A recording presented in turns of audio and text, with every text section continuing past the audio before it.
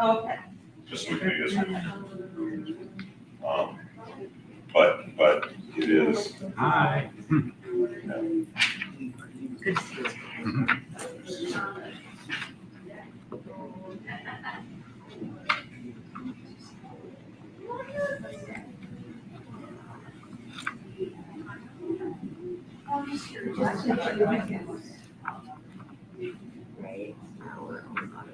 Yes, so it is,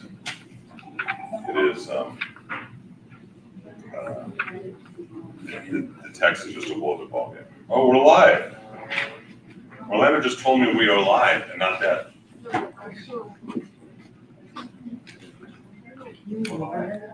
Oh, thank you. Colin just takes it to the bus. Oh, then do this time, pull it out.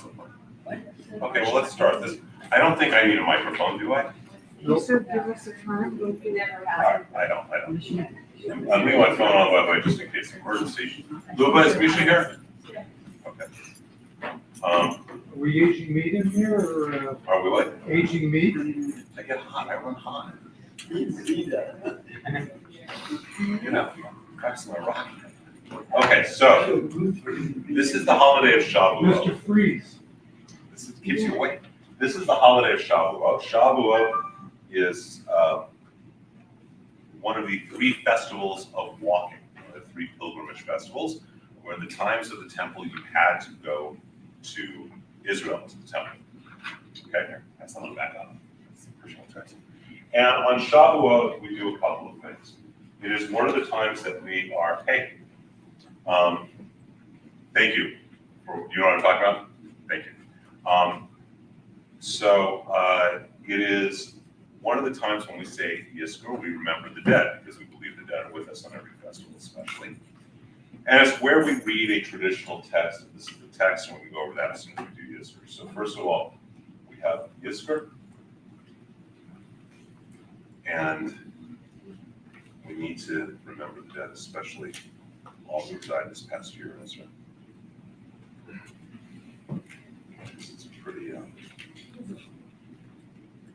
It's pretty overwhelming.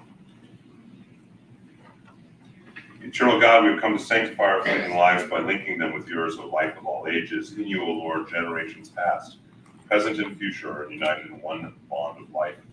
At this sacred hour, on this sacred evening, we are keenly aware of those individuals through whom we have come to know of your grace and love. Much of the wisdom, beauty, and affection that have enriched our lives are the garnered fruits of our communion with others. Many of those to whom we owe so much are alive and with us today. We pray that we may be able to reward their goodness and their devotion to us through acts of love and loyalty, but others have passed forever from our midst, leaving us a heritage of tender mercies, which now fill our minds and hearts. If there's someone that you wish to remember, I ask that you please rise. I'm going to say their names. Anyone you wish to remember, please. And I will start with my mother, my father, my grandmother, my brother. The teacher Shlomo Schwartz, my friend, the teacher Saul Valencia, and all the others, all the ones who died, have died in Israel and for people. Where did you move, Albert?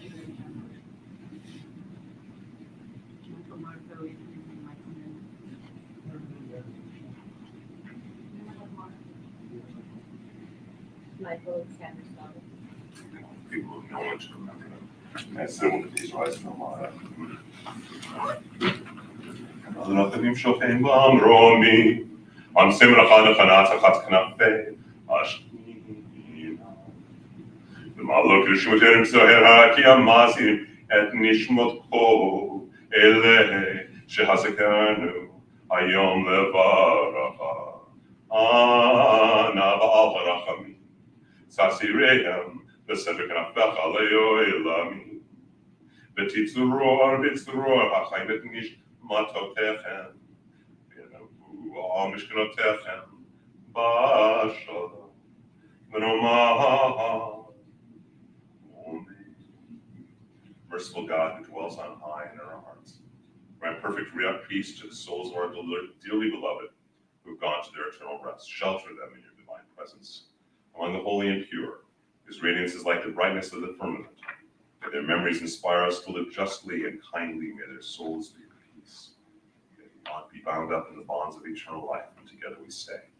Amen. Be standing as we do on any Yizkor or Yom Kippur. We'll say each word and we can all repeat back Kaddish so that everyone gets to say full Kaddish.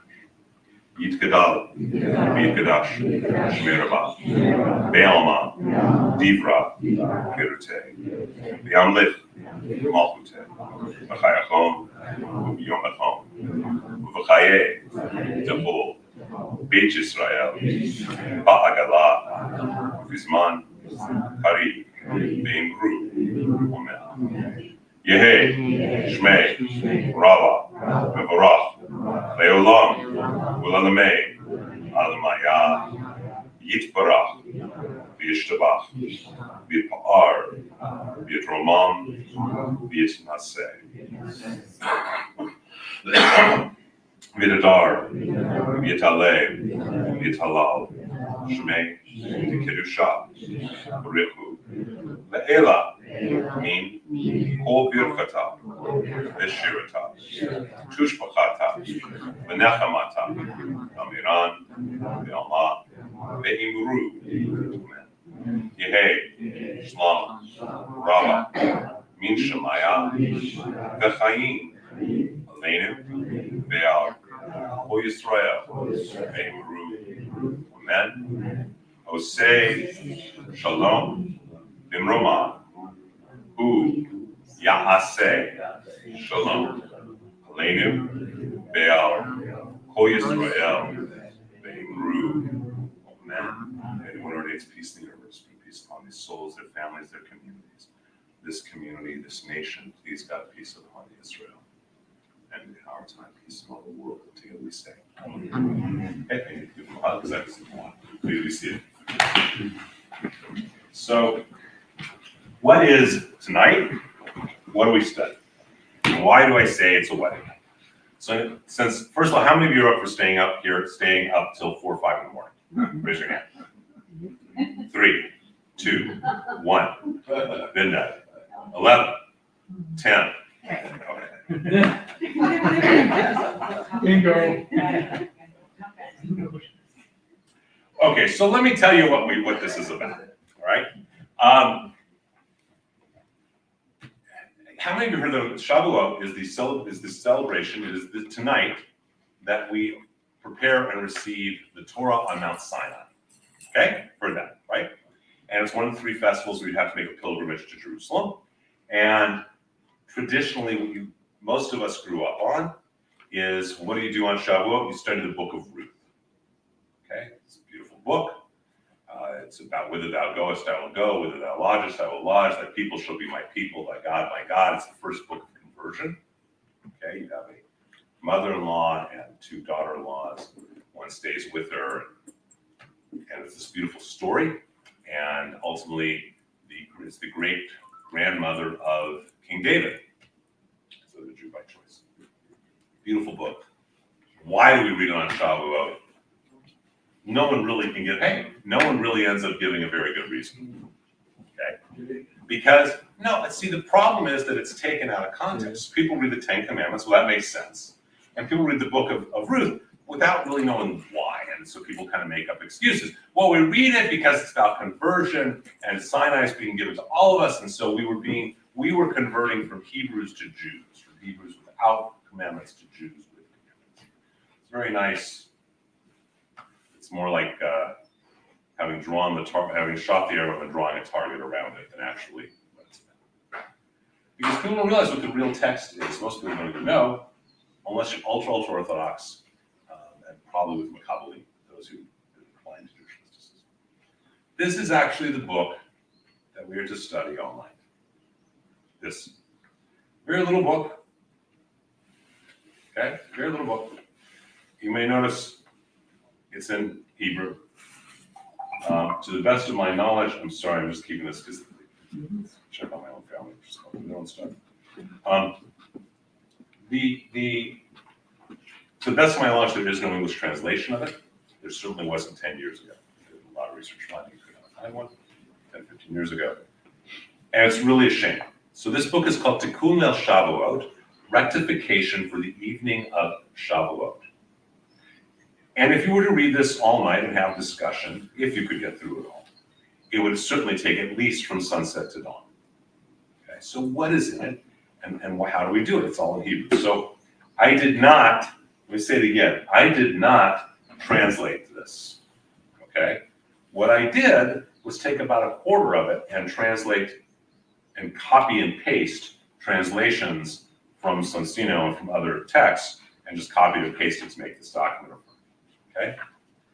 And this is to give you an idea of what it is. And I'm going to go over an entire synopsis of what it is, an overview, and then we'll start studying.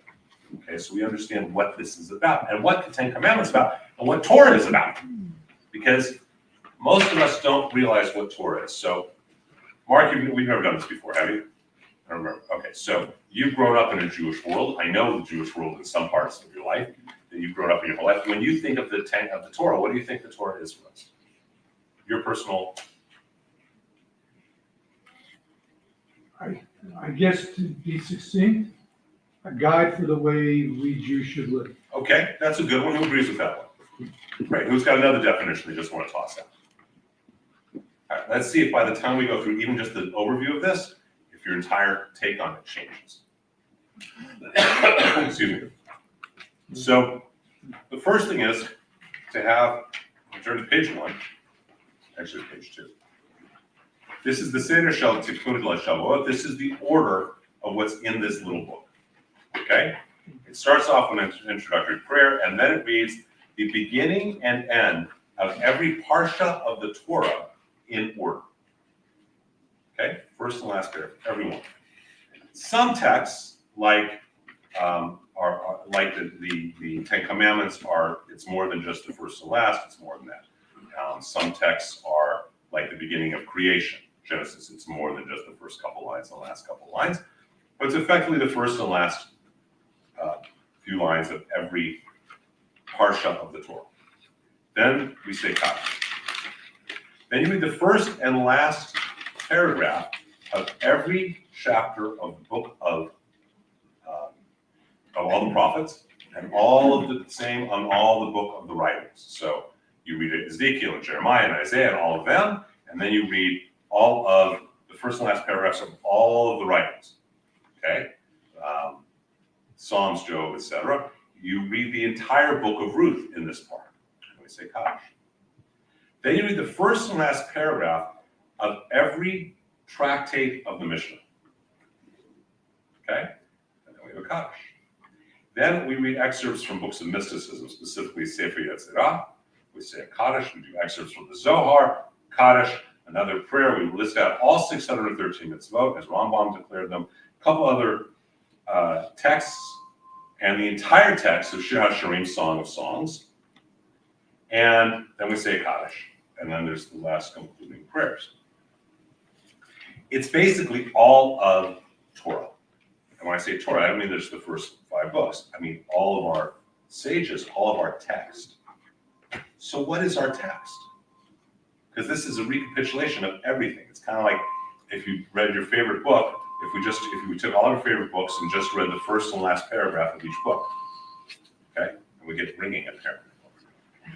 Right? So that's, what is this? And the real understanding that comes with the very last thing that we say. If you turn to the very last page when it says the concluding prayer.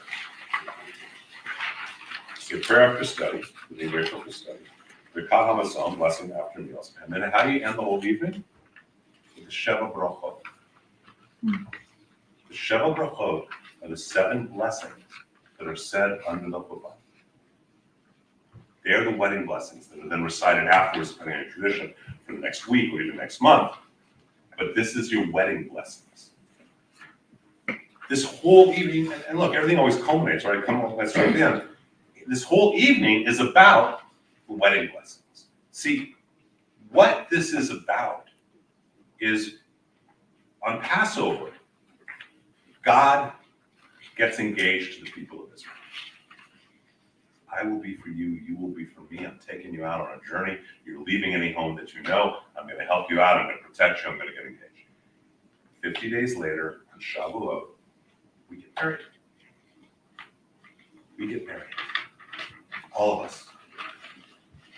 And then every year, well, first of all, we get married, and our ketubah is the Torah. So you know where your ketubah is? Know where your ketubah is?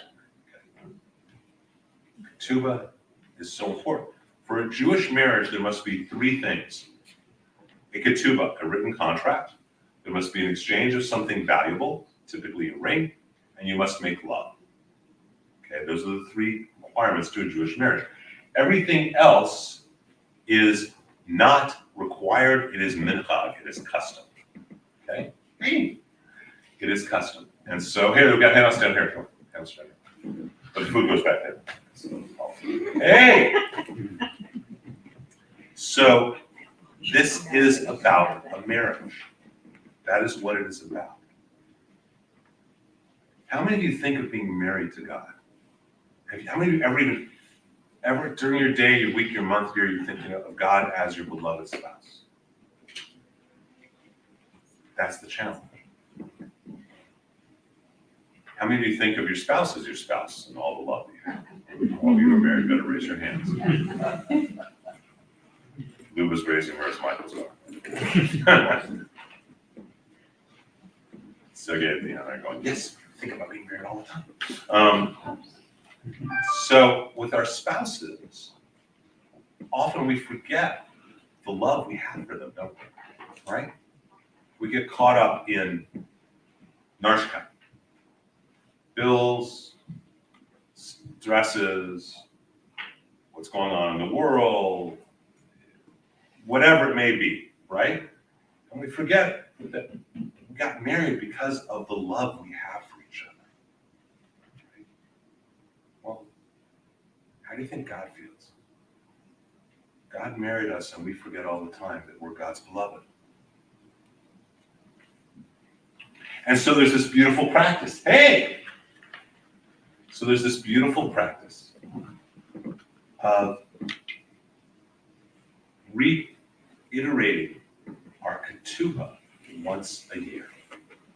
You can just put it in the back, and some people can maybe share. You can pass one of those. Here's the next one. We have some up here. Hey. So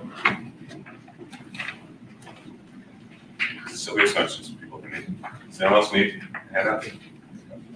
So this book that no one studies unless you're ultra orthodox is our ketubah, not just the written Torah, but the oral Torah. Because remember, we believe that the oral Torah is also given at Mount Sinai.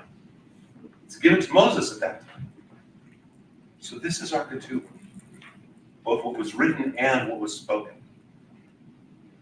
And the idea is that once a year, on our anniversary of getting married, we're going to do something different than going to a nice restaurant and having good food, although we get good food. We're going to recapitulate our wedding. We're going to go through all of our relationships. So now think about it. Who's been married a lot of years? Okay. I'm going to use the two. Actually, I'm going to use you because your wife's not here. Good thing. So you're relatively safe unless she's watching. Think how much more meaningful every anniversary would be if every year, instead of going to a nice restaurant, or after going to a nice restaurant, or before, you sat down with each other and you went through your relationship highlights. You know, we met here. We were introduced by so-and-so. Do you remember when we met? How'd you guys meet? In a bar, Which bar? TGI Fridays, Where?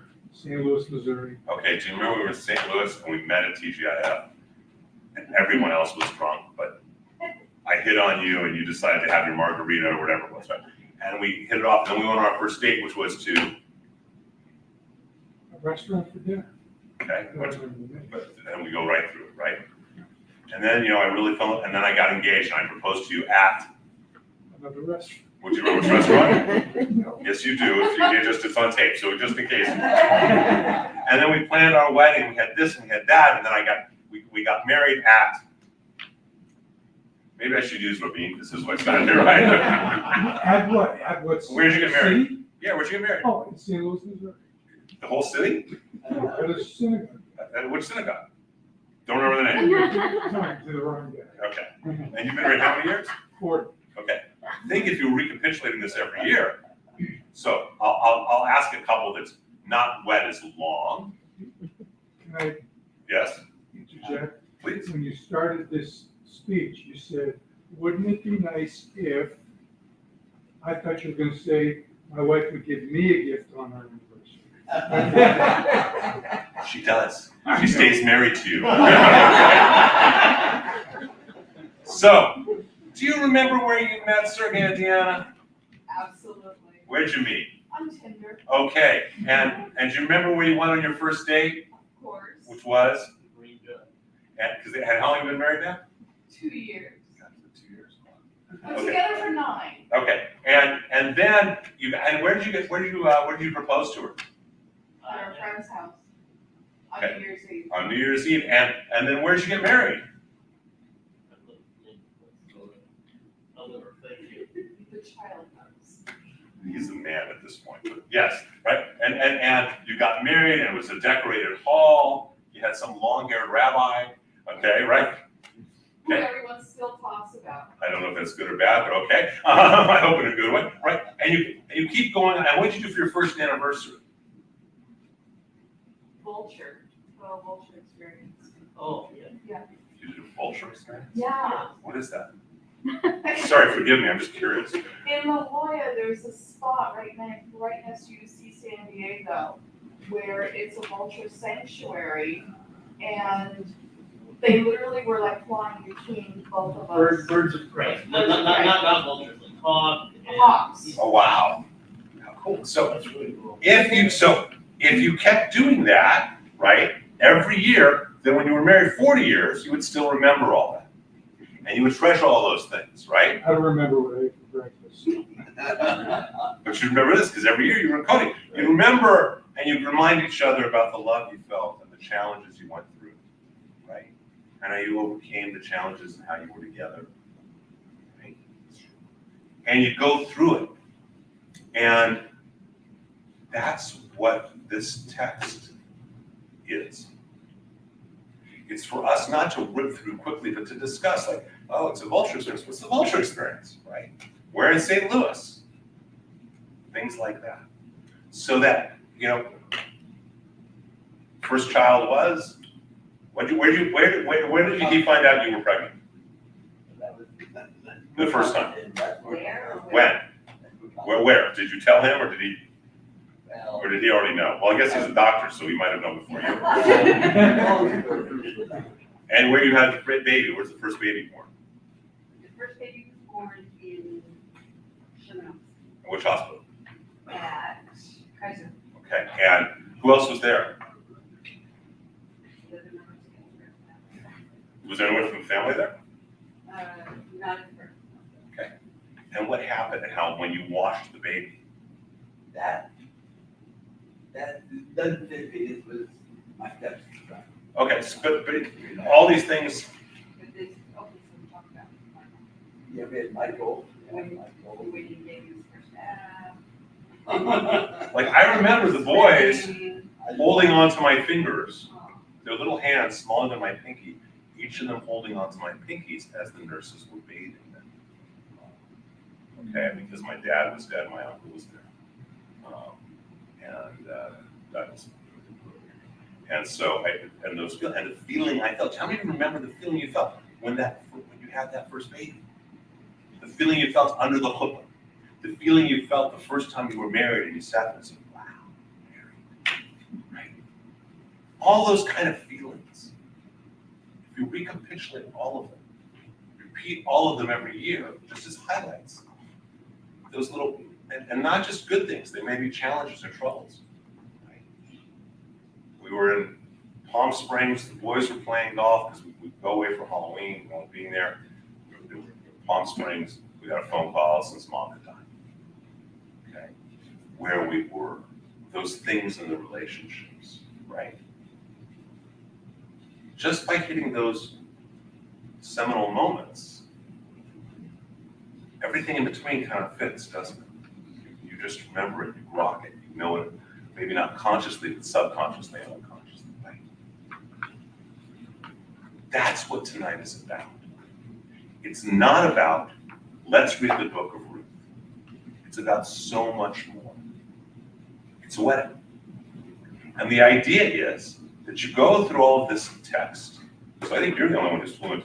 Is anyone else totally fluent in Hebrew? So you saw what it was here. We could look at this. You go through this text, and you looked through already, so. And it goes right to left. And so, sorry, I just had to. And so you go through it, and then what happens? You remember how much God loves us. You think we've had surahs, we got surahs now. We got worse surahs that we study about, don't we? Because we're going to go through all that. We're going to see things like Joseph's imprisonment. We're going to see things like the slavery of Egypt, the challenges in the desert and the wilderness. We're going to see the different parts of our history, including and especially as we go through the prophets, the destruction of the temple by the waters of Babylon as well. We're going to go through all those different things, and so we end up realizing how much God is always loving us and is always a loyal spouse. We often refer to God as our Father. We refer to God as the Shekhinah, the female aspect of God. We refer to the Ruach HaKodesh, the masculine. We refer to as a father, as a mother. But this is the evening to remember that God is all that, yes, but God is also our devoted partner. And in the same way that we forget all too often about the love we have for our spouse, because we're so involved in the craziness of the world, day-to-day schlepping, we forget how much God loves us. So, for you to remember, for you it's easy, you've only been married 2 years. So you know how much He loves you. You've been married 40, sometimes it's easier to forget, isn't it? You got service with your child, whatever it may be, it's easier to forget, health issues, whatever else, right? The idea is for us to feel, not just intellectually, but to really use our mind, open up our heart, because Judaism is not about the mind. It is not about the mind. It is not about the mind. Anyone who tells you differently doesn't understand Judaism. Judaism is about the soul and the heart. The last letter of the Torah is a lamed, the first letter is a bet, it spells heart, lev. It is a reminder for all of us that Judaism is all connects everything with Torah. Everything is about the heart, how we feel. Our mind is to put those feelings so that they can be utilized in the right way. Without the point. Well, I have a thought. Thoughts are good. I know. So here it is. When you read a piece of the Torah every week, it seems to move at a slow pace. It's fascinating and you can go into great detail. But when you do it this way, where you start in Bereshit, in Genesis, and there was nothing that God created, light, right? And then heaven and earth and all this, and you go from that and you race through everything, you see the grandeur of the story of the Jewish people and how God has never, ever left us. That's right. In one huge evening. Exactly. And here's what's great, right? So if I say, just as an example, I should have brought my glasses. They're in the car, that's too far to go. So if we just, as an example, said that Genesis ends with, and Noah found grace in the eyes of God. And Noah begins with, these are the generations of Noah, and ends with, and Terah took Avram, his son, and his grandson. What happened in that parsha, between when we meet Noah and we meet Abraham? Avram, what happens? Flood. There you go. Flood, the animals that came in by twosies, right? All these different things. And it goes on. So if you know that if you've gone through all year, then when you just hit those paragraphs, you consciously, unconsciously, subconsciously, whatever, you actually are aware of all the things in between. If you've done Daf Yomi, where you studied Talmud, then when you study the first and last paragraphs of each Masechta, you start to understand, oh, this is what's going on there, and you're exactly right. You see the love for what it is, okay? Not for not for a little depth, a little piece. You see, and it's like a relationship. My relationship with Allison is not a date at the Magic Castle, right? It's not a date at Club 33. It's not going for her birthday away to surprise her in Reno, right? All those are parts of the last 20 years. But the relationship's much bigger, right?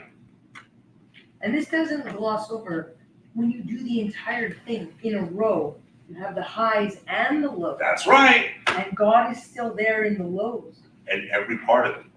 And so and look at the last text that we're going to have, right? The last texts that we have, we look at the first page, page 2, and we look at the order.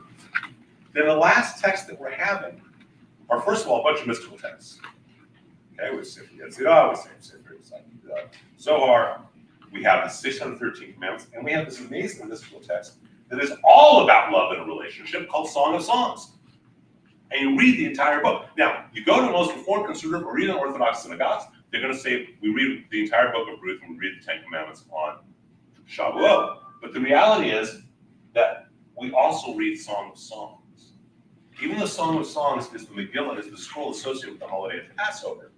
Because Passover is when we get engaged to God. We read it because it's about love.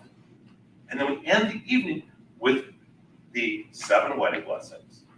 And then traditionally, it's only happened once that I've ever gotten enough people to stick around. And you were there, weren't you? We stuck around till dawn, where we had enough people, and we made it till dawn, went across the street to the park, and said the morning blessings. Now, there is nothing that is analogous to having realized, as you said, your purpose for the grandeur of this relationship, and then going out, saying your wedding vows, saying all this, and then going out and doing morning blessings, where you're saying, Modar Milafanach, I thank you before you, God, and you're looking as the birds start to chirp. Okay? That's the idea of Shavuot. Everyone with me on that? So we're going to do a little bit of studying on it, and we'll go into whatever questions or comments as we go through. So we begin, oh, and by the way, you'll notice if you look on this page, that in between each section, there's a Kaddish. The Kaddish is a bridge. That is literally what the Kaddish is. It is in the grammar of it. So in Hebrew, you can take a word and you can conjugate it in different forms. Okay? You can conjugate it in a form that becomes causative. I am causing the lights to be lit. The hadlik. Okay, which you remember Hebrew grammar? Remember your Hebrew grammar? Right? Binyan hithia. Right? It's causative. As opposed to binyan hipa'el, a different kind of conjugation that is self-reflexive. When you do something to yourself. Okay? And you can do self-reflexive in third person. He did this to himself, or it did this to itself. The root of Yit Gadol is Gimel Daled Lamed, which is Gadol, big. Yit Gadol means here it made itself larger. That's literally what the word means. Nachon? Would you agree with that? Right? Yit Gadash. Kodesh means holy. Yit Gadash means here it made itself more holy. Right? Yit Halal, to praise. Here it praised itself. Yit Aleh, here it helped itself arise up. So it's a bridge that we are affecting. The here it is God. We are affecting God through our prayers. And what we're doing is each of these places, it's a bridge that what we've just done has affected God each time. Our study affects God. How does it affect God in this case? Well, one way is we're reiterating, recapitulating our wedding vows. So, you guys been married how many years? 42 and a half. He probably knows the days and hours, doesn't he? But it only feels like 5. So, if you start telling Carolyn, I just want to let you know how much I love you. I have loved you 42 years. I remember 42 years ago, I loved you for this, and 41 years ago, I loved you for this. 40 years ago, there were such challenges, I loved you for the way you took challenges. How would you feel? Right? Fabulous, right? So when we do this, how does God feel? Fabulous! Right? That's what this evening is about. And that is what gets so lost unless you're an ultra-Orthodox synagogue that also has a background and understanding of texts like Sefer Zohar, Sefer Yetzirah, etc. Because this is the night that we remember what it's all about, and it's never about this, it's always about this. Always. And one of the problems that we have in 20th and 21st century American Judaism is, what has Judaism become about? This, right? How much I know, not how deeply I feel. What I can quote to you about text, not how much the text moves me to tears, moves me to feel God's love. Because you phrased it with the most beautiful word, the grandeur of God's love. That's what's so amazing. And that's what the goal of the evening is. I say that because we're not going to do it that way. Okay? I'm just going to go through a little bit and just do some extras. So, we start off, let me have that text back. Actually, no, Mark, will you do me a favor, please? In the back, about halfway through, up about this high, Mark, there's a black Bible. It says Art School Tanakh. It's kind of worn. It's right by a red vase. You could bring that to me. So that's all in this text. So does everyone, first of all, see how powerful this evening could be? Yes? No? Yes. Okay. Is it different than what you anticipated, you thought Shavuot was about? Yes. Okay? See, I think where we've lost as rabbis and where we've lost as Jews is that we have decided to make Judaism Protestant, Christianity without Jesus and with a little bit of Hebrew. And that's very head-based. That's very head-based. As opposed to, Can I ask a question about the title here, Reparation of the reparation? What do we tikkun means reparation or rectification. What are we repairing? Do you ever feel less than loved by Alan? Sometimes less loved and sometimes more loved. This is rectifying it so you feel more loved. And so he feels more loved by you. That makes sense? Easy enough? That's why it's the ketubah. It's why it's so beautiful, and it's why I think it's a huge mistake that temples take the easy road out and say, let's just have cheesecake, which I'm always a fan of. Let's just have cheesecake and so what's everyone else going to eat? So that we just eat cheesecake and you study the Book of Ruth and the Ten Commandments, because that really doesn't say anything, does it? So we're going to go through a few of the things, and we're going to go to the Ten Commandments, and then we'll take a break and decide if you guys want to keep going, just do the wedding blessings. Okay? Does that sound fair? So this is not to be onerous on anyone. And if there are enough people who want to stick around till 12, 2, 4, or 6 in the morning, we'll do that. All right. So, Reshit bara Elohim et hashamayim et haaretz. In the beginning, God created the heavens and the earth. It does not say in the beginning. It's a word that's made up. Heavens and the earth. Shemayim is the word for heavens. However, it's not heaven. That's the word that literally means heaven. But it's composed of two words, Aish and Mayim, fire and water. I'm going to look to you guys for Hebrew so you can verify everything, that I'm not making this stuff up. Well, no, because Mark, where are you? Mark and I actually know, I want to explicit. Yes. So true or false? Yes. I said, I'm going to look to these two because they're fluent in Hebrew. Then I'm not going to make any stuff up, because you and I both know at least one rabbi who would pull stuff out of his talk and make it up. And then you'd like be saying it, and then you go check on it, and you realize he was just talking. Shemayim means heavens. It's composed of two words, Aish and Mayim. Do you guys hear that? Aish means fire, Mayim means water. Reshit bara hashamayim et haaretz, and the land. So what is fire? Fire is gas. What is water? Water is liquid. What is land? It is substance. Gas, liquid, substance. Okay? And because bigger print is on the fresh. What did I ask? Haaretz haita tohu v'vohu. And the land was chaos and confusion. You guys are going to double check, right? V'hoshek, and there was this darkness, al pnei, on the face, tahom, of the depths. Yes? All good? Okay. V'ruach Elohim, and the Spirit of God, merachefet. What does merachefet mean in modern Hebrew?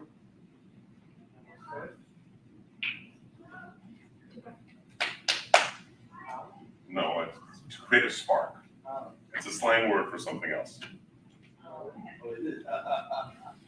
Okay? It's to create a spark, to move very quickly and make a spark. To pass over. But to pass over, not to pass over slowly, but to pass over quickly, right? So the Spirit of God passes over al pnei mayim, on the face of the waters. V'yomer Elohim, and God said, Yeh, or there will be light, Yeh, or, and there was light. Right? With me, everyone, so far? Now, you normally, you know this translation. Okay, we'll get to it.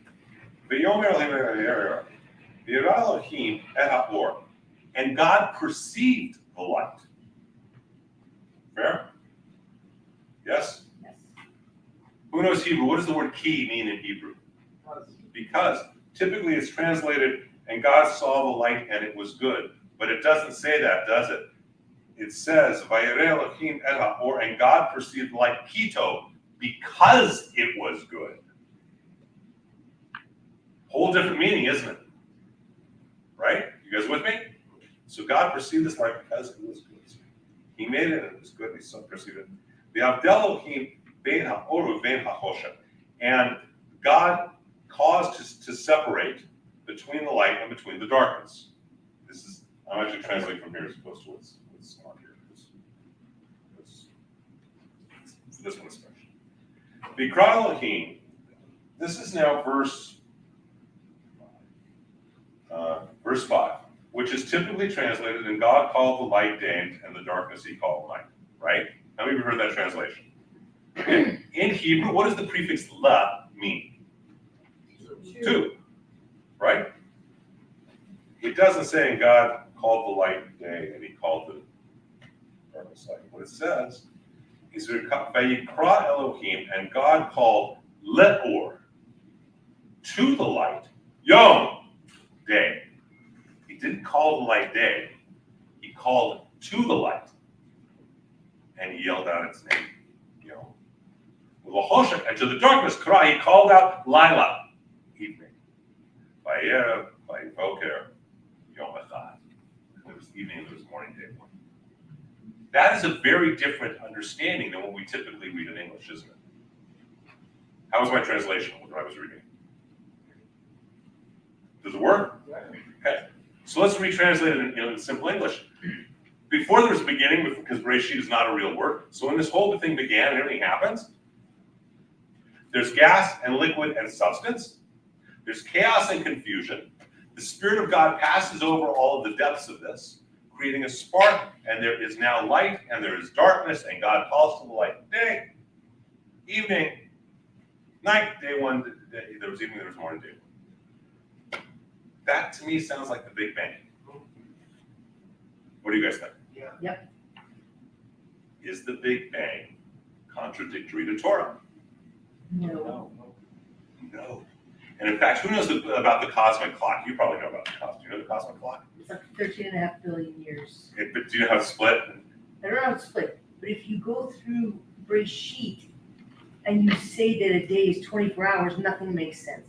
But if you make a day billions of years, then Bereshit is all. If you split to the day time of when people are the sixth day, right?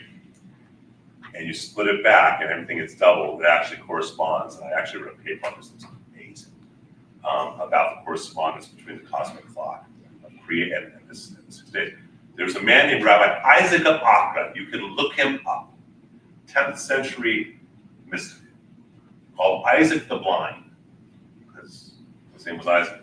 He was blind. That's his nickname. Sometimes Jewish nicknames make sense. He calculated the age of the universe based upon different texts. MIT calculated the age of the universe 20, 30 years ago. It's less than 2% difference out of the billions and billions of years. Okay? Because a day isn't 24 hours. It doesn't say God said 24 hours. So could a day have been 20 years? How many of you have ever seen Inherit the Wind or read the book? Oh, you should all see Inherit the Wind is about the Scopes monkey trial. Hey! Hey! About the Scopes monkey trial. And there's a character that's like William Jennings Bryan is testifying as a creationist. And the attorney is saying, okay, how long is a day? The guy says, well, how long a day God says a day is? He says, well, it could be 25 hours. Yes. It could be 26. It's however long God says a day is. Because it's not in it. Could it be 2.5 million years? Okay. I recommend nothing else. Watch the examination, the cross-examination. It's brilliant. It's really brilliant. So, okay. So, God created the heavens and the earth. And we go through all of the days. I'm not going to do all that in the beginning. Right? 2 great lights. The large light tool of the day, the small light tool of the night, the stars. And set them in the firmament of the heavens to be light, day and night, by them. And that's the 4th day. And we go through everything, and there was every beast of the earth, every bird of the air, everything that creeps upon the earth where there's life. I've given every green herb for food. It was so. God saw everything that He made. Behold, it was very good. There was evening and there was morning, the 6th day. Thus the heavens and the earth were finished, all the host of them. And on the 7th day, God ended His work which He had made, and rested on the 7th day from all His work which He had made. And God blessed the 7th day and sanctified it, because that in it He had rested from all His work which God had created and made. And then we go to the last part of the first Torah portion of Bereshit. And God saw that the wickedness of man was great on the earth, that every imagination of the thoughts of his heart was only evil continually. And the Lord repented that He had made man on the earth, and it grieved Him in His heart. The Lord said, I will destroy man whom I have created from the face of the earth, both man and beast, and the creeping thing and the birds of the air, for I repent that I have made them, and now have found grace in the eyes of the Lord. What happened between those two things? Okay, the first 7 days of creation, He's going to destroy the earth and Noah. What happened in between? Come on, a lot of you guys know. Come on. There was great wickedness because there was no law. There's no law. Let's go back. What else happened? Adam and Eve. What else happens? Cain and Abel. Cain and Abel. What else? The forbidden fruit, which was not an apple, it was a pomegranate or a fig, is what we think. What is it, quits? I've never heard that one. I've only ever heard pomegranate and fig. Pomegranate because there's 613 that's smoking, and fig for a whole other reason because the way it looks when it's cut open. Okay. That's those two I've never heard. Midrashim, I've never heard quits, but I like that. So we have Cain and Abel, right? What happens, Cain and Abel? They don't get along so well, do they? Right? They have all these different things happen. The serpent, the forbidden fruit, the tree of life, the fig leaf, right? Getting kicked out. All these things happen in between. No laws, and so as a result, it gets evil. And everything to do is evil. We read the first and last, and you all know things in between, don't you? Right? Okay. So we read the beginning of Noah. We'll start. Yes. What? Yes, you can read the beginning and end of Noah. You get to be Noah. Is there foreshadowing in God saying that He rested on the 7th day? What's the significance of Him telling us that, okay, I'm done with my work, so I'm going to rest today? What does God need? Shabbat. So it says, Uviyom hashvi'i Shabbat vaynafash. And on the Uviyom hashvi'i on the 7th day, and we normally translate this, and on the 7th day God rested. Remember I talked about grammar? Shabbat, He rested vaynafash. We normally say God rested on the 7th day, but that's not vaynafash. It doesn't mean that. So the root of, you guys are going to be my right? Your Hebrew's pretty good too, isn't it? You're relatively fluent, aren't you? No, but I like to do these root things. Oh, so you like what I like. Okay. So the shoresh or the root, you can do. So the root of Vainafash is nun feshin, Nefesh. nefesh, soul. That's always as a noun, except this one place. It takes it as binyan pa'al, past tense, makes it into a verb, past tense, third person. So nafash, Vainafash literally means and he, Souled. True? Yeah. I've never heard it. It doesn't make sense though, right? It's not proper grammar. But that's what it's doing, isn't it? So either God doesn't know grammar or there's a meaning. I prefer to think God has a meaning. So does my phone. Okay? Just see if that was anything ultra important. It's oh, cool. Okay.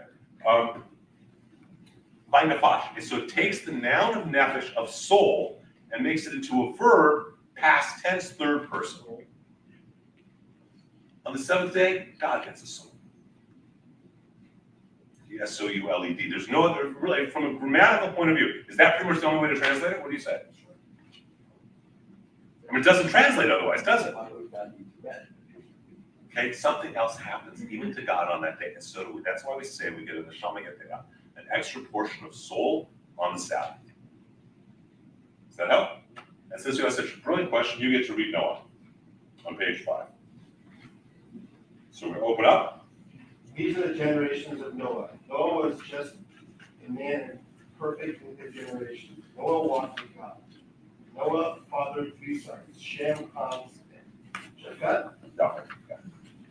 The earth also was corrupt before God, and the earth was filled with violence. God looked upon the earth, and behold, it was corrupt. For all flesh has corrupted its ways upon the earth. Okay, so let's look and just examine these lines. Noah was a just man, perfect in his generation. And so the rabbis asked the question, is it easier to be a good man, to be the best among a bunch of bad people, or is it easier to be good when everyone else is great? And they argue both, because both sides have the truth, don't they? On a certain level, it's easier to be righteous when everyone else is righteous, because you're supporting it. On another level, it's easier to be righteous when compared with a bunch of mumsers. Here's the great thing, it says Noah walked with God. Later on, it's going to say that Abraham walks before God. God says, Abraham, walk before me and be perfect. Yet here it says, Noah was perfect and he walked with God. What does that mean? May I borrow you for a second? So you're going to be Noah. I know. I don't like being God, so I'm going to have you be God. That's an honor. All right, walk together. All right, that's far enough. Now, it's easy to know God's there, isn't it? Yes. Because he's right there with you. You're walking with him. Now, come on. Now I want you to go ahead and walk, and he's behind you. It's a little harder, isn't it? You got to have faith, right? Knowing that if you fall backwards, he's going to catch you. We have 2 models of, thank you, Brother. We have 2 models of relationship with God that are both exemplary. One is Noah, who walks with God. It doesn't take a lot of faith. He sees all miracles. One is Abraham, who's Avram, who will see he has to have faith. By the way, what do we have as part of our rabbinic tradition? It is not biblical. To remind us that God is walking in front of God, that God's ready to catch us. Quiet for a second, stand up. I'm going to play that role for a second. Step right there. So that's right, that's good right there. Arms out. You're looking forward. Fall backwards. Right? Faith. It's something like that. Right? We have faith. So what do we have that reminds us that God is right there? Oh, you're not thinking. Come on. You should know. Yeah, but keep on. The yarmulke. Covers our soft spot, the most vulnerable spot, the spot where we remind ourselves, oh, there's something above and behind me. You don't wear your kippah in front of your eyes like this, right? It's to remind you. And by the way, did you know that there's all sorts of ways of wearing your kippah? There are some who wear it right here, some who wear it up here. Okay, different people. This is actually B'nai Akiva that subscribes to Rabbi Akiva's school. So you'll notice most of the time when I'm writing it down, it's right here. Because I really do naturally, there's a lot of reasons to strive to keep it. But the point is that's what we have, right? So walk before me, be perfect. Is Abraham as opposed to here you walk. Go ahead, and what's the last part? We turn on page, beginning of top of page 6. Rabin, continue, please.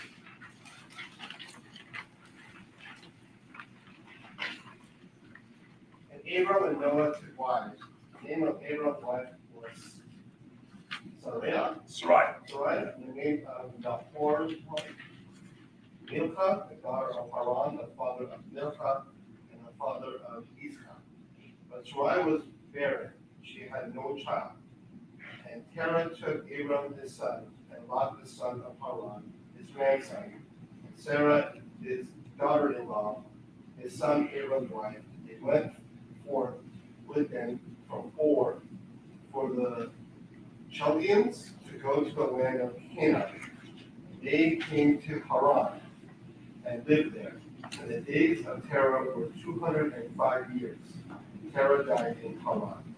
Okay, so what happened in between? Flood, right? We start having the different worlds that are being built. We start having society again. Let's keep going. Let's go to Lech Lecha. I'm going to translate this because this says, "The Lord said to Abram, get out from your country, from your family, your father's house to land that I will show you." That's typically how the first line is translated, but the Israelis are going to help me. Okay? These are the first words said to the first Jew. Okay? First time. It's not even Abraham yet. He's still Avram. First words God says. What does the word lech mean? Go. Go. And it's not please go. It's what? It's a command.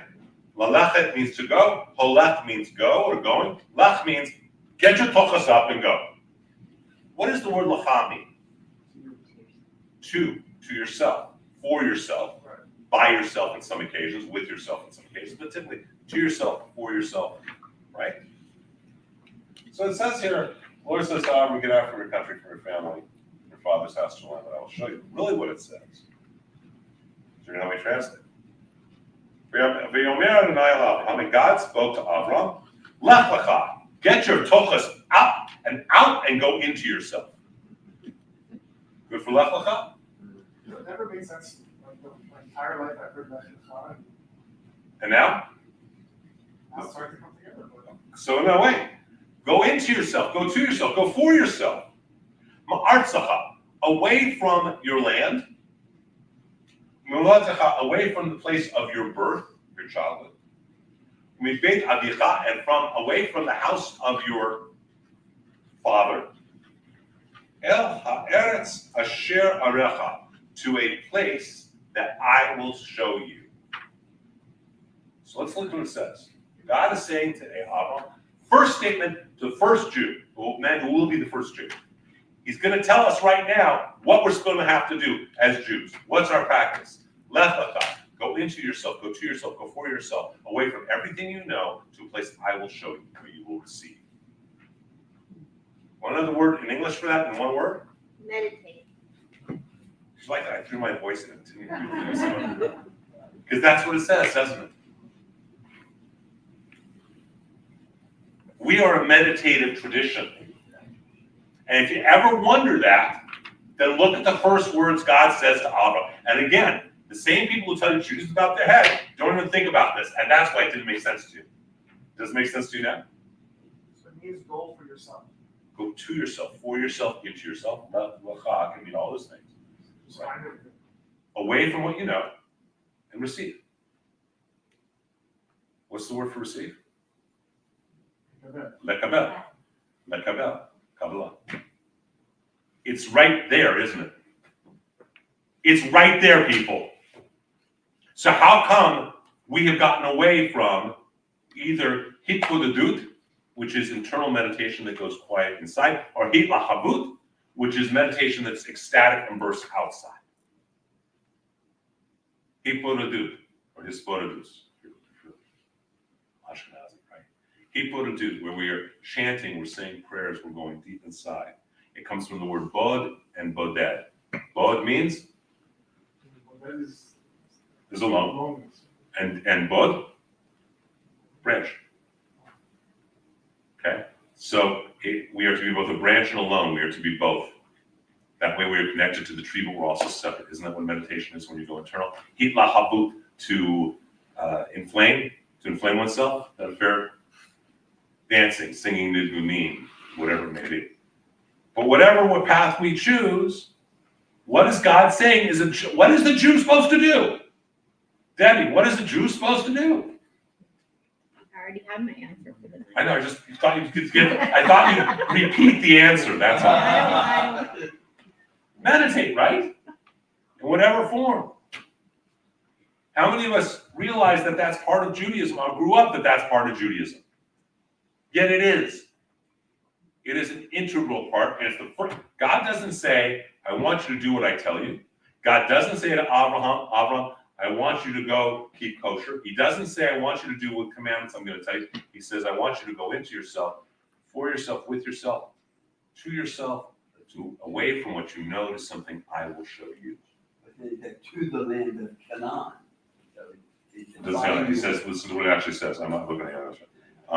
It doesn't say, does it translate as the land of Canaan? Yeah, no, it doesn't say the land of Canaan. It says here again, it says, to a land, to a place, asher arecha, that I will show to you. That's not necessarily Canaan, is it? It's a place. Does that make sense to everyone? Okay, and then we end it by reading, and there's this great line that everyone should learn, and then I will make of you a great nation, I will bless you, make your name great, you shall be a blessing. I will bless those who bless you, and curse him who curses you, and you shall all families of the earth be blessed. It is a truth, whether we want to admit it or not, and I don't really care if someone calls me Jew-centric. What does she call me? A Jewish supremacist.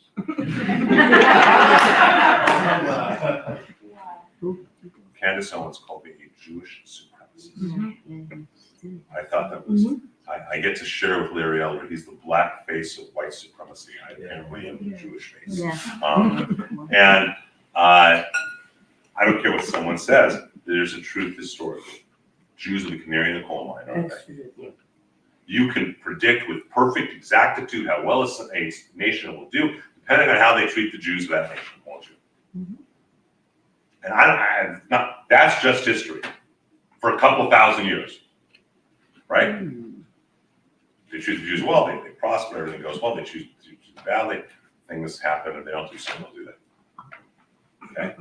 It's just a truth. I will bless those who bless you, curse those who curse you, and you shall all families be blessed. And we ended with, and Abraham was 90 years old and 9 when he was circumcised in the flesh of his foreskin. And Ishmael, his son, was 13 years old when he was circumcised in the flesh of his foreskin. And the same day was Abraham circumcised, and Ishmael, his son. And all the men of his house, born in the house and bought with money from the stranger, were circumcised with him. So it starts Abraham, God talks to him. Parsha ends with him being circumcised, changing his name to Abraham. What's happened in between? We've all sorts of stuff with Sarai and Sarah, right? And And Hagar. Remember Hagar? Remember, Sarah says, oh, I can't have a baby. You go have one with her. It's kind of like mine. Yeah, right. Not going to work so well, is it? All right, who wants to read? Your turn. Let's keep going. Why don't you read on the top of page 7? Go ahead. And the Lord appeared to him in the plains of Mamre, and he sat in the tent door in the heat of the day. Why was he sitting in his tent door? To welcome the guests. No, why was he sitting in the tent door? He just cut off his foreskin with a dull rock. Okay? He's sitting anywhere he can. Look what just happened beforehand. Everybody, he's circumcised. You think he's like getting up and doing jumping jacks? And it's not like they have anesthesia and sharp. I don't know how dull, but he cut off a foreskin with a rock, an obsidian knife, whatever the heck it was, right? That's why he's sitting, he's recovering. Go on. And he lifted up his eyes and looked, and lo, 3 men stood by him, and when he saw them, he ran to meet them from the tent door and bowed himself to the ground. So most of us would say, what does he say? Jumps up, bows down, how can I help you? What can I do for you? Because he's committed to taking care of the guests. So from this, what do we learn about Judaism? Hospitality. Okay, go on. And said, my Lord, if now I have found favor in your sight, pass not away. I beseech you from your servant. Let a little water, I beseech you, be fetched, and wash your feet, and rest yourselves under the tree. And I will fetch a morsel of bread, and you comfort your hearts. After that you shall pass on, seeing that you are come to your servant. And they said, so do as you have said.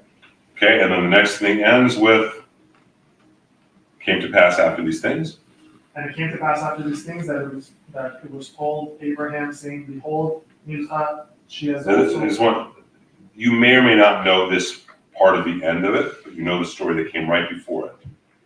So I'll let you know that the very next line with the next partial, which is Sarah's death. What happens between the moment of Abraham getting up to get this guy and Sarah's death? They tell her she's gonna be pregnant. What? They tell her she's gonna have. They tell her she's gonna be pregnant. What did she do? Well, before that, she laughs, and so her name, and so the child's name when he's born is Yitzchak, meaning laughter, right? Then what happens? Come on, we read it every year. Not only in the weekly Torah portion, we read it on Rosh Hashanah. What happens? The binding of Isaac, right? That whole story we go over on Rosh Hashanah. The whole binding of Isaac has now happened. And you feel who was tested and what happened, and who passed. But then that's what happens in that Torah portion. We just read it again, the beginning of it. Please continue, get to read the next one about Sarah's death. This is the bottom of page 7. And Sarah was 127 years old. These were the years of the life of Sarah. And Sarah died in Kiriath Arba, which is Hebron, in the land of Canaan. And Abraham came to mourn for Sarah and to weep for her. And just a back, by the way, in the Torah portion before, we also have the whole Sodom and Gomorrah thing. Okay? The whole Sodom and Gomorrah. Why is Sodom and Gomorrah destroyed? Come on, what have you heard? They were wicked.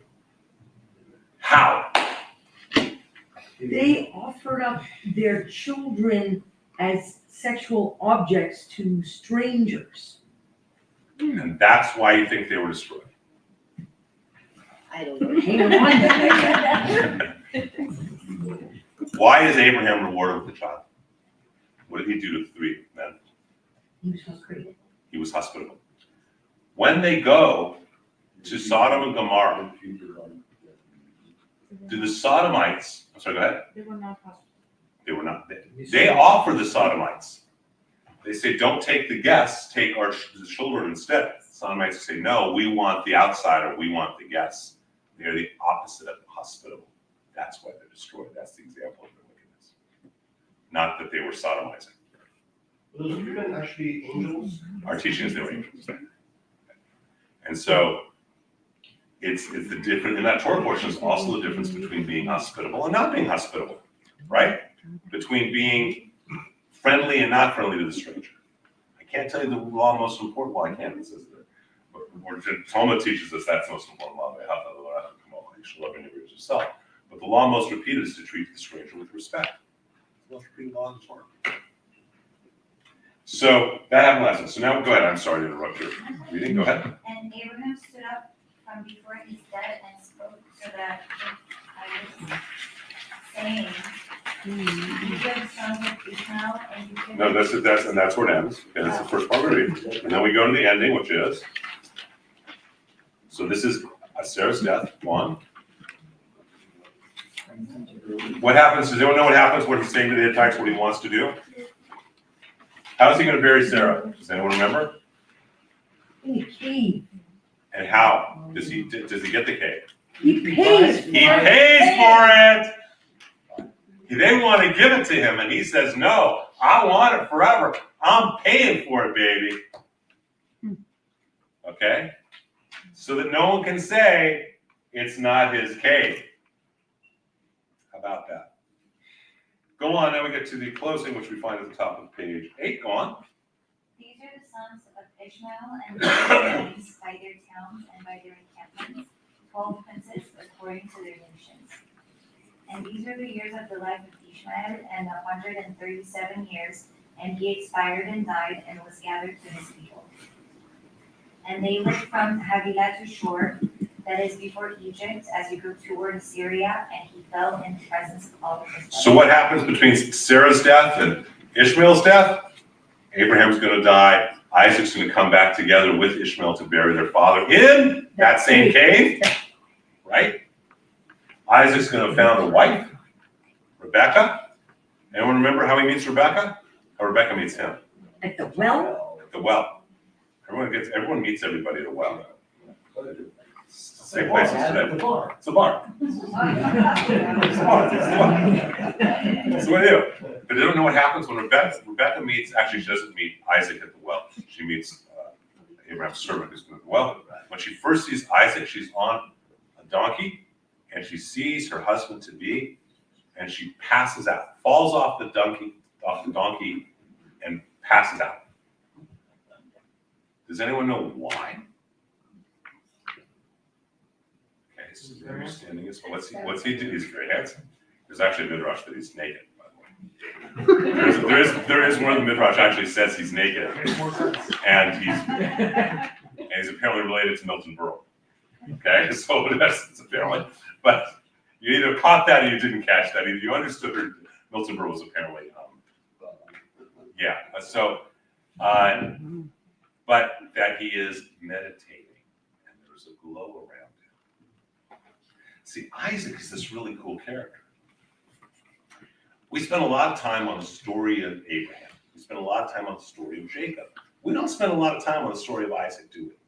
Yet Isaac is the only one who has such merit that he is born and lives in the Holy Land his entire life. Isaac is the father of meditation. I mean, Abraham and Isaac really developed techniques, and there's a midrash that she sees him and he is meditating. The midrash says naked, but he's meditating, and there's a glow around him, and it's so beautiful. She's just in shock, and she passes out. Isaac has all this holiness, but he's very quiet. So what do we know about Isaac? What do we know about Isaac? We know Isaac becomes blind, right? How do we know that? Because when he tries to with the kids, right? He says he can't see. But Isaac is only blind with these two eyes. He has exponentially greater inner vision. That's why he says when he's blessing Jacob and Esau, he knows what's going on. He has the inner vision. Okay, so that's Isaac, right? And what's going on? You can just start with Toldos, which is the parsha about Isaac on page 8. And these are the generations of Isaac, Abraham's son. Abraham's father of Isaac. And Isaac was 40 years old when he took Rebekah for his wife, daughter of Bethuel, the Aramean of Hadan Aram, the sister to Laban, the Aramean.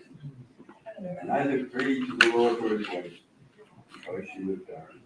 And the Lord granted his prayer, and Rebekah, his wife, to I'm sorry, let's go back to the page. Where is it? One of these pages we already talked about, right? Sarah was barren, right? That's I think it's closing. yeah, third, So page 6 is the third. So there's that she's barren. That Sarai was barren, had no child. Again, Rebecca's barren, has no child. How is God showing to the matriarchs that He loves them? They get pregnant and have babies. Okay, it's not how He shows it to the men. That's why the Amidah says. So to understand where things come from, it says in the Amidah, "Blessed are you, Lord God, Lord. Blessed are you, Lord our God, God of our fathers." Okay? Elohei Abraham, Elohei Yitzchak, Elohei Yaakov. God of Abraham, God of Isaac, God of Jacob.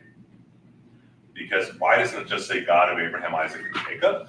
Because each of them find God in a different place. Abraham finds God in a mountain, Isaac in a field, Jacob in a got it so far? So in the 1970s and 80s, it became very popular in the Reform and Conservative movements to change the Amidah that had been the same that it had been for 2,000 years, to make it more egalitarian, because they were more interested in equity than equality. Did I phrase that right? Yes. So just making sure. So they were more concerned with that. And so they wanted to add, and God of Sarah, Rebecca, Rachel, and Leah. Except, how do Sarah, Rebecca, Rachel, and Leah all find God? How do they experience God's love? They're barren and they have babies. as opposed to Abraham, Isaac, and Jacob, it's very different. Now here's the issue. Can you find God on a mountain? Could you? Could you experience God in a field? What about in a building? Yes. Can you find God by getting pregnant? No. What about you? What about you? What about you? There some people. I don't really care what anyone says. Okay? Right? So what is that about? As soon as you say Sarah, Rebecca, Rachel, and Leah, you now are showing a hatred for men, aren't you? God of Abraham, God of Isaac, God of Jacob is inclusive. Every human being in this room can experience God. God of Sarah, Rebecca, Rachel, and Leah, we can't all experience God the way they did, can we? Now you know why we do not say the human oath. Okay. Here's the other reason. I'm going to look to the two Hebraic scholars. I'm so out of it. So if we look at the Amidah, and we go to the very last line, right? Hold on. We go to the last line of it. Not of the Amidah, not of the whole Amidah, just of the Avot. So the traditional line is, Melech Ozer Moshe, Baruch atah Adonai Magen Avraham. Translate. Baruch atah Adonai. God who protects. Magen Avraham, who's the shield of Abraham, right? Translate the next one. Baruch atah Adonai. Okay, where is it? Baruch atah Adonai, Magen Avraham, blessed are you, Lord our God, the shield of Abraham, Ezrat Sarah, and his helper Sarah. That's literally what it means, doesn't it? Yes? I don't know about you women, I'm offended when if someone said Allison's your little helper. Okay? I don't know about the rest of you women. Shh. She might be quiet, but I'd certainly step up, right? She might be quiet just not to offend anyone. This is The last what? This is like, listen, that's the 70s and 80s. So, they really. It's because they figured most of the, okay, but so what they say is the shield of Abraham and the sustainer of Sarah. Does Vezrat Sarah mean sustainer of Sarah? Or does it mean with the helper Sarah? With his helper Sarah? But sometimes, there's another version that says Ufohed Sarah. I don't know that. What does that mean? Yeah. It means like remember. Remembering. Yeah, I haven't seen that one. Which is also diminishing. I think it's pretty all demeaning. I really do. I think it's all pretty demeaning. So, but again, yeah. What's the significance of having, let's just say, like, God of Isaac, God of Abraham, find them in different places? Are they still referring to the same entity or the same? Yes, but it's a teaching that all of us can find God in any of these ways. We all can find God in our own way. And we can all find God in either of those three ways. But you can't find God getting pregnant. So it's the consistency. It's not, it doesn't make sense to involve them. So people say, okay, you're rabbi, you're living in the Middle Ages because you're not willing to say the emotive. To me, it's like there are other ceremonies that are only women, like Rosh Chodesh. But, or Mishaberach, right? Doing the mother's name. It doesn't belong there. We don't need to be the same. God didn't make us the same. Okay? No matter how hard I would want to try if I did, I will never know what it's like to pass 2 watermelons through the eye of the needle. My wife does. Okay? I don't care what anyone says. I will never know that. Okay? I will never know what it's like to have a menstrual cycle. Right? It's different, but every woman can relate to God of Abraham, God of Isaac, God of Sarah. Does that make sense? Yeah. So one's actually misanthropic. It's not this. So let's keep going. Where are we? Okay, who you're reading? Go on, continue to the closing, chapter 28, bottom of page 8. The very bottom, and that Jacob. And that Jacob obeyed his father and his mother, and was gone to Padan Aram. And he saw, seeing that the daughters of Canaan pleased not Isaac's father, then he saw to Ishmael, and took besides the wife he had, Allah, daughter of Ishmael, Abraham's son, sister of his wife. So what happens between Esau getting married, Jacob and Esau, and Rebecca not being able to have a baby? What happens? Come on. She has a twin, She has twins. And who are these twins? What are they called? Jacob and Esau. And why is Esau called Esau? Because he's red and He's hairy. red and he's ruddy. And why is Jacob called Yaakov, which means heel? Because he's on the heel, right? And they're twins. And the prophecy is that the younger will be the Lord over the older, right? And we see already here, it's a reminder that Esau doesn't do what's right. He goes from his Ishmaelite. Carolyn, your turn. Let's keep going. On page 9. And Jacob went out from Beersheba and went toward Haran. And he lighted upon a certain place and remained there all night because the sun was set. Oh, what else happened, by the way, in that time period? What happened? I missed another big thing. What happened in that time period? Bowl of beans, birthright. What happened? Oh, Hit a little. You know. Yeah. So say it. The meal of consolation. Abraham's meal of consolation. Abraham dies. Meal of consolation. What do we always eat? Beans. And so he's got a lentil stew, a lentil bean stew. Very good. And what happens? Esau's hungry. Does Esau carrots for Grandpa's memorial? No. So he sells his birthright, doesn't he? So he gets it. Now, what else happens? Isaac gives the birthright, and he knows he's giving it to Jacob. We can look at the text. And so now what's happened? Jacob's taken off. Continue, Carolyn. And he lighted upon. A certain place, I remained there all night because the sun was set, and he took up the stones of that place and put them towards the pillows, and lay down in that place to sleep. And he dreamed, and behold, a ladder set up on the earth, and the top of it reached to heaven. And behold, the angels of God ascending and descending. And so what do we know about this? Number one, he went to go have he has a mystical experience, right? The ladder. And where did the angels come from? Down here. It says the angels were ascending and then descending, not descending and ascending. Where are angels born? Through our good deeds on earth. We create angels. One of the most powerful statements I have ever heard is from my friend and teacher, Rabbi Abraham Greenbaum, who I haven't talked to in a few weeks, who lives up in Spot now. He was one of the two founders of the Breslov Research Institute, which started in the 80s, publishing all of Rabbi Nachman's books and made them popular again. Him and my other friend, Rabbi Kramer. Rabbi Abraham has been a dear friend and teacher for 30 years, at least. And he was in town, this is years ago, it was during our first or second Intifada, and he gave a lecture at Pico, the Orthodox Shul. Big Orthodox Shul on Pico. He gave a lecture, and I guess that was redundant, wasn't it? I just said Orthodox Shul on Pico. It's a big Orthodox Shul, something you have said. Anyhow, so he went and he gave a lecture on meditation for 2 hours, and afterwards, someone said, "Okay, Rabbi, this is great. What's this got to do with problems in the Middle East?" And he said, "You do not understand. This is not a war between Jew and Arab. It is a war between good and evil, and there is good and there is evil on both sides."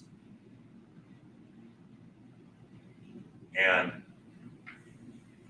it's being fought in the supernal realm, he said, and we're acting it out. So what can we do? We can make angels in this world by dancing and singing and praying together. Those angels will be born and fight the war for good in the supernal realm, and then we will have peace here. That may sound airy-fairy to some of you. That was the first and only answer I have ever been able to get my arms around in my lifetime to having peace in the Middle East. It takes God's intervention. It takes something more than this physical world. And we make angels. And how do we know we make angels? Because it says right here, they ascend and then they descend. Okay? Please continue, Carolyn, with the closing. And early in the morning, Laban rose up and kissed his sons and his daughters and blessed them. And Laban departed and returned to his place. And Jacob went on his way, and the angels of God met. And when Jacob saw them, he said, "This is God's host." And he called the name of that place Mahanaim. So what happened in between? Does anyone remember? Jacob goes to Laban, he thinks he's gonna get married, right? What happens when he tries to get married? Oops. 7 years later. Okay, and then he gets another, right? 12. So and so he he finally marries Rachel, and they have kids, and they're going and they're journeying, and Laban chases after them, and he doesn't get, Laban is told by God to leave him alone. So it goes on, go on, okay, you're next. And Jacob sent messengers before him to Esau his brothers in the land of Seir, the country of Edom. And he commanded them, saying, Thus shall you speak to my lord Esau. Your servant Jacob said thus, I have sojourned with Laban and stayed there until now, and I have oxen and asses, flocks and men servants and women servants, and I have sent them to tell my lord that I may find favor in your sight. So it's starting off with the journeying, right? He's journeying back to Canaan, back to Israel. Go on, how does it close? And these are the names of the chiefs who came of Esau, according to their families, after their places, by their names. Chief Imnah, Chief Alma, Chief Jetheth, Chief Olivama, Chief Elah, Chief Pinoy. That was the Baptist one. Yeah. Chief of Teman, Chief of Zohar. And the chief of Magdiel, chief of Iram. These are the chiefs of Edom, according to their habitations in the land of their possession. He is Esau, the father of the Edom. So what happened in between? We have the wrestling with the angel, and his name changes to Israel, right? And the hip is wrenched, right? So we're just touching on little things, and we're remembering so much in between. All right, go ahead for the next one. We're now by Yeshua. And Jacob lived in a land where his father was a stranger, in the land of Canaan. These are the generations of Jacob. Joseph, being 17 years old, was feeding the flock with his brothers, and the lad was with the sons of Bilhah, and with the sons of Zilpah, his father's wives. Joseph brought to his father their evil report. Now Israel loved Joseph more than all his children, because he was the son of the old age, and he made him a coat with long Coat of many colors, right? So now it's the beginning, where this is the beginning of the story of Jacob and his sons. Joseph, go on to the closing. And it came to pass the third day, which was Pharaoh's birthday, that he made a feast for all his servants, and he lifted up the head of the chief butler and the chief baker among his servants. And he restored the chief butler to his butlership again, and he gave the cup into Pharaoh's hand. But he hanged the chief baker, as Joseph had interpreted to them. Yet the chief butler did not remember Joseph, but forgot. So what happened in between? Jacob's brothers sell him into captivity. Joseph has some dreams which are pretty arrogant. Jacob's brothers sell him into captivity, right? And he goes with the Ishmaelites to Egypt. He becomes the head of Potiphar's household. Potiphar's wife says, he raped me, because he won't have sex with her. To which point, Potiphar throws him in jail. He does the prophecy of the dreams with the butler and the baker. Please go on, Helen, start with you. This is on Miketz on the bottom of page 10. And it came to pass at the end of 2 full years that Pharaoh dreamed, and behold, he stood by the river. And behold, there came up from the river 7 cows, sleek and fat, and he fed in the meat grass. And behold, 7 other cows came up after them from the river, gaunt and thin. He stood by the other cows upon the brink of the river. And the gaunt and thin cows ate the 7 sleek and fat cows. Right, so next parsha starts out with the dream. How do you remember the show? I was standing alone on the banks of the Nile. 7 fat cows came up out of the Nile. Bop shawada wada, bop shawada. Right behind the 7 healthy animals, 7 other guys that were skinny and vile. Bop shawada. Who remembers who actually understood that reference? So for 3 of us, it worked. There's a great show called Joseph and the Amazing Technicolor Dreamcoat. There's a great show, except for one time we all saw it as a community. Joseph and anyhow, it was a different agenda. And is that a fair statement? It was a different agenda. And but it's Joseph and the Amazing Technicolor Dreamcoat, which is all about the story of Joseph. Okay? Let's go on. And Judah. Oh wait, no, I'm sorry, wait, Alan, you gotta close. So it starts off with the His dream. brothers came to Joseph's house, for he was yet there, and they fell before him on the ground. And Joseph said to them, "What deed is this that you have done? Do you not know that such a man as I can certainly divine?" And Judah said, "What shall we say to my Lord? What shall we speak? Or how shall we clear ourselves? God has found out the iniquity of your servants. Behold, we are my Lord's servants, both we and he also with whom the cup is found." And he said, "God forbid that I should do so. But the man in whose hand the cup is found, he shall be my servant. And as for you, go up in peace to your father." So what happens, it starts with Pharaoh becomes, he comes in trance with Joseph. Joseph becomes the head vizier, the head minister. We have 7 years of feast and 7 years of famine. Joseph is on top of everything, and the famine happens, and the Joseph's brothers come to him. They don't recognize him. He plants the cup's missing. It's going to be Benjamin that he's going to blame, right? That's what's happened so far. Rose, go on. Then Judah came near to him and said, "O my lord, let your servant, I beg you, speak a word in my lord's ears, and let not your anger burn against your servant, for you are as Pharaoh. My lord asked his servant, saying, Have you a father or a brother? And he said to my lord, We have a father, an old man, and a child of his old age, a little one, and his brother is dead, and he alone is left of his mother, and his father loves him." Okay, so they're now saying what's going on, right? Go on, finish the closing. "And it shall come to pass at harvest time that you shall give the 5th part to Pharaoh, and 4 parts shall be your own, for seed of the field, and for your food, and for them of your households, and for food for your little ones." It ends with, And they said, "You have saved our lives. Let us find grace in the sight of my Lord, and we will be Pharaoh's servants." And Joseph made it a law over the land of Egypt to this day, that Pharaoh should have the 5th part, except that the land of the priests only, which became not Pharaoh's.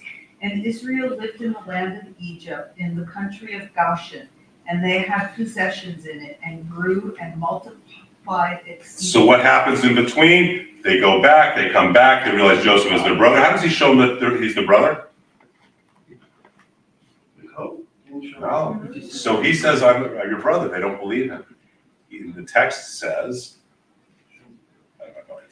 almost verbatim, the text says that he moved everyone from the room and he showed to them that he was their brother, and they were grateful to see.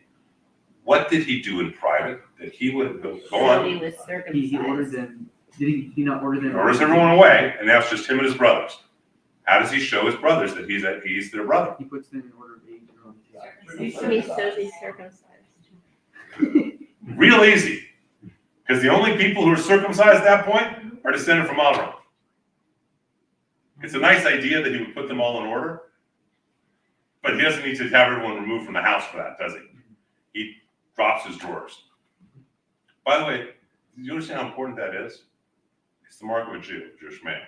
It's also why during World War II, most Jewish spies were female. Because Jewish male spies could be recognized by their circumcision. A Jewish female spy could not. So it was the Jewish women who, as an example, really prepared the Warsaw Ghetto for the revolt. Okay, the women were so strong. It's the strength of the women. Okay, who are we at? Anna, you're next, I think. Page 12.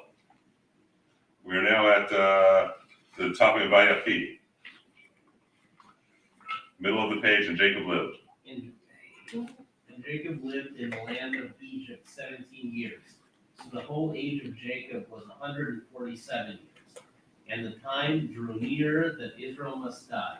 And he called his son Joseph and said to him, If now I have found grace in your sight, put, I beg you, your hand under my thigh, and deal kindly and truly with me. Bury me not, I beg you, in Egypt. But I will lie with my fathers, and you shall carry me out of Egypt and bury me in their burying place. And he said, I will do as you have said. And he said, Swear to me, and he swore to him.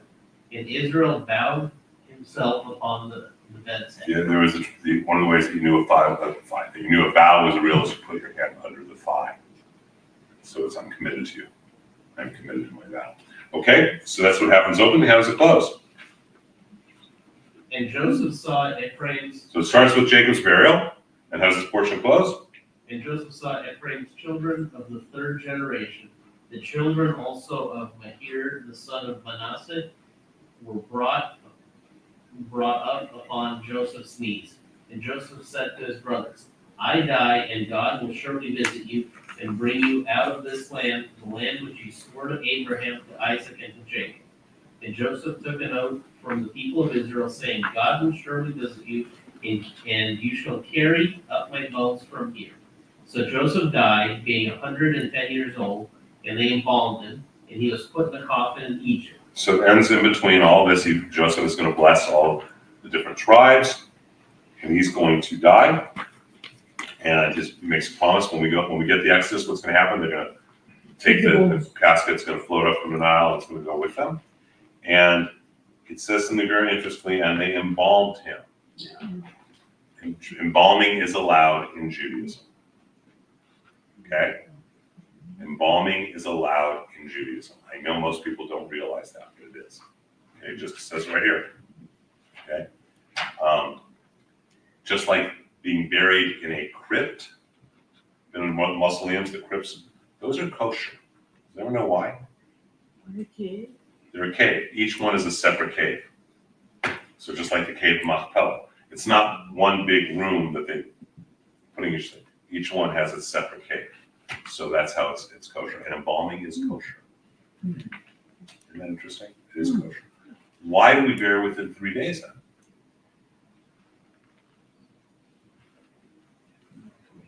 So it's easier on the mourners, not the deceased. It's not the deceased, it's the mourners. Debbie, can I use you as an example? Sure. So you recently had to bury your father, and it took a while. For reasons, how long did it take? A week and a half, 2 weeks? 6 Take that long. died April 25th, and his service was June 2nd. And that was torturous, wasn't it? Yeah, it was a very long time. A lot easier if it had been done in 3 days. Mm-hmm. It's exactly why it's for the mourners. Okay? Hazak, hazak, v'ni hazak, be strong, we will be strengthened. We have just now, in roughly an hour, gone through the entire book of Genesis. You guys see that? Now, you look at the different travails. By having the highlights, we touched on each different things. Okay? I want to do a couple of things just before we take a break, because I don't know if we'll take a break, if that's going to be it. So we're going to go to page number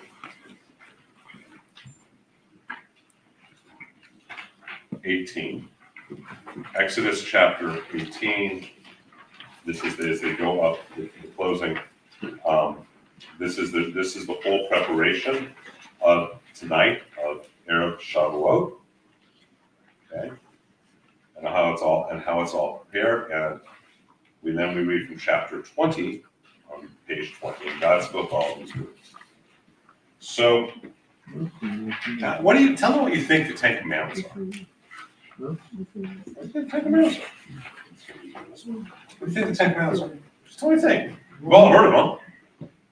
Think they're just an excuse for a good movie? I mean, what do you think they're? The rules of life. The rules of life. Okay, what else? Ketubah, good. But What else? how do you have a high trust society? And why was it a high trust society? Because if everybody followed these rules, you would have peacefulness and contentment in your community. Yes, you would. It is the highlight of the ketubah between us and God. First of all, we call it the 10 statements. Actually, there's 13 sentences if you count them out. Now, deeper. 13, we have something called gematria. Gematria is a way of understanding words by knowing their value numerically. The idea that if this has a value numerically this, and this has the same value, there's a correlation between them, right? The word 13, the number 13 that we immediately associate with it, the word that we immediately associate with 13 is ahava, which means love. Aleph, hey, bet, hey, 1, 5, 2, 5 equals 13. Ahava. These are 10 statements of love. But we gotta look at what they really say, because I can't stand the translation, just aren't good for me. Again, we gotta go back. Oh, where do we start here? Anochi, Yud Hey Vav Hai Elohecha Asher. So it says, I am God who has taken you, I am Yud Hey Vav Hai, your God, who has taken you out of the land of Egypt, out of the house of slavery. Okay? That's pretty clear. You'll look at the Hebrew at the same time. And then it has this great line that's always translated in a horrible way, in my opinion, because it's typically translated as, you shall not recognize the gods of others in my presence. So I'm going to read this to you, and you're all going to help me translate it. Lo yihye lecha. There shall not be for you, for yourself, right? Lo yihye lecha. Elohim acharim. Other gods. Al panav. Go on. It says what you think it says. Al panav. On your face. It doesn't say you shall have no other gods before me. It says you're not going to have any other gods on your face. Now, you guys have used before, so I'm going to use you again. Stand on it. Oh no, you know what I'm going to use now. No, you're going to stand over there. No, you're going to come over here. Okay, so I go. Okay. Where'd you guys meet? USC. Where did you see it? Huh? Where did you see it? At the dorm. And you saw it. Your heart went. Right? Yes. And what'd you do? Actually, I didn't say. Eventually, after the fear stopped, you went over and you introduced yourself, right? And what'd you say? I'm Brandon. And what'd you say? Colleague next to you. Ah, and then, so that's, look, they've introduced each other. By first names, by front names. And then what happened? Did you tell them what you did? You quickly started having a conversation, right? Oh. Okay, and what was the conversation? You told them what you did, what you were studying, etc., right? Sure. So go on. Okay, and I'm studying communication. Ah, they've now said their names and what they do. And now, come here. And then a relationship. Don't get used to it. Now, where do you see that they're happy? No. She can be over there. You can go over next to me. He's safe. Doesn't matter if they're on opposite sides of the room. You can still see in their face, right? Right? What if instead his face is looking at Carolyn and going,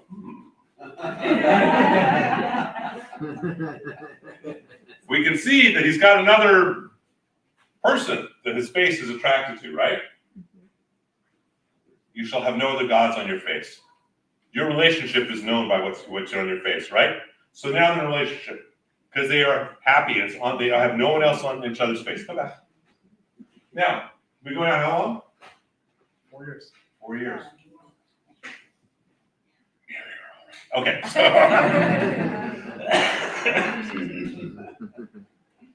So they have relationship rules, don't you? What are some of those rules that you can share? Oh, you told me what to say. Okay, go say it. We never go to sleep. Oh, yeah. angry. Like mad at each other. They're relationship rules, right? They never go to sleep mad at each other, neither do they sleep with anyone else. I'm just assuming that's why. They got all these different relationship rules, right? Maybe we like Shabbat candles on Friday. Maybe we do this, maybe we do that. Thank you guys. No. So, what does this say? The first part, it's the exact same thing. God is saying, I am Yod Hey Vav Hey. I am Brandon. I'm the one who took you out of the land of Egypt, out of the house of slavery. I study business. Now we're in a relationship, and you're not going to have any other gods on your face, and now you're going to have all these rules for your relationship. Don't murder, don't steal in the night, don't commit adultery. It's all a ketubah. It's all relationship agreements. The 10 Commandments are not anchors. that hold us down. They are things that allow our relationship to be deeper. How many of us were single for a long time? It took us a while to find our spouse and get married. Okay, and when we did, we knew, didn't we? Now, how old were you when you got married? 29. You think that's a long time of being single? Okay, I think, is that right? Yeah. So, right? And the being single part doesn't have the same rules, does it? But it doesn't have the same intimacy that we have with our partners, does it? Okay, and we know that because we didn't get married at 19, right? We explored life, although I know none of the three of us ever dated anyone before our wives, and that's our story. We're sticking to it, right? Right. So, what is this about? These relationship rules. When you have intimacy, you can have a much deeper relationship than you can have by being single, right? God is saying, I want that intimacy with you. Here's our relationship. We are to have a very intimate relationship. I am yours, you are mine. We got betrothed on Pesach. We got married on Shavuot. And here's the essence of our ketubah. This is the whole ketubah. This is the whole ketubah. But the essence of it is those 10 statements in 13 sentences. It's our relationship agreement. Do you guys see why now this is all about relationship? I'm going to go quickly. First of all, how's everyone's energy? Do you have another 2 hours in you? No. Yeah, how many of you have another 2 hours in you? You didn't bring the coffee. Wasn't there Cuban coffee involved? Yeah, except Orlando's not here, so it. Excuses. And so, no, you let me finish. And so I messed up by not preparing Cuban coffee. Okay? It's not his, it's entirely my fault. Okay? So, it's entirely my fault. We can wait. I just got to go home, get the espresso machine, and come back and bring the coffee and the sugar. Take me about an hour and a half to get some Cuban coffee on my own. We'll get there. So we're going to do a little more, and then we'll go. So what happens now? If we were to go through the whole text, we would end up reading Song of Songs, which is so beautiful. We read Sefer Yetzirah, we read Song of Songs, and then we end it with the marriage vows of the evening. So it's all about love, and then we would end the evening. I can tell this is where we're going to be ending. Then we would end the evening. Baruch atah Adonai L'olam, Shakol Baro Likvodo. Blessed are you, Lord our God, Lord of the world, from whom all things are created. Glory, and together we say, Amen. And together we say, Amen. Baruch atah Adonai L'olam, Yotzer ha'adam. Blessed are you, Lord our God, ruler of the world, who formed humanity. And we say, Amen. Baruch atah Adonai L'olam, Asher yotzer tzedam b'chtzomo, v'tzam dimot tivinito. Lo mimenu, v'nyanareyat baruch Adonai, Yotzer ha'adam. Blessed are you, Lord our God, ruler of the world, who included divine wisdom as a part of your creation of humanity, who created a divine physical body, and who prepared us to be in perpetual union without end. Blessed are you, Lord our God, who formed the human being, and we say, Amen. Sustasis. Simcha, Baruch atah Adonai, Masemek Tzion, V'vinachata. Blessed are you, O Lord, our rejoicing be intensity upon intensity, as we now give birth to a new life together in fullness and in joy. Blessed are you, Lord our God, who gladdens the heart of the world with your children. We say, Amen. Kim, could you make a little glass of wine, please? Glass of wine? Yeah, just some wine and water for me, just so we can do that here. Thank you. Samekta im ha'ovim, Yismacha Yitzerha, Began Eden, Mekadem, Baruch atah Adonai, Mesamech Hatan, V'kala. Gladden these beloved companions, even as you rejoiced in your creation of the Garden of Eden so long ago. Blessed are you, Lord our God, who gladdens the bridegroom and the bride. And we say, Baruch atah Adonai L'olam, אשר ברא ששון ושמחה, חתם וחלה, גילה רינה, תצווה בה, אהבה ואהבה, ושלום ורעות, מהרה בין אלוהינו, ישמע בערי יהודה ובקצות ירושלים,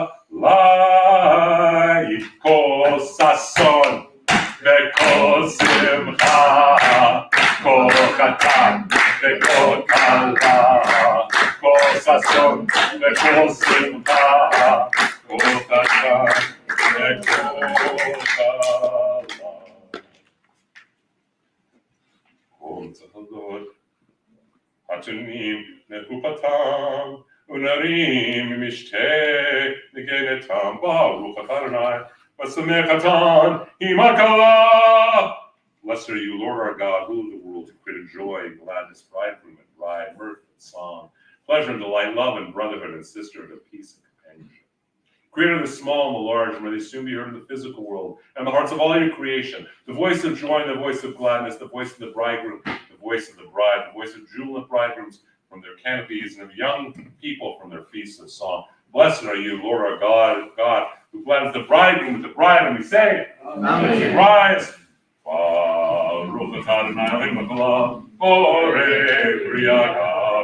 Blessed are you, Lord our God, who in the world, who creates the fruit of the vine.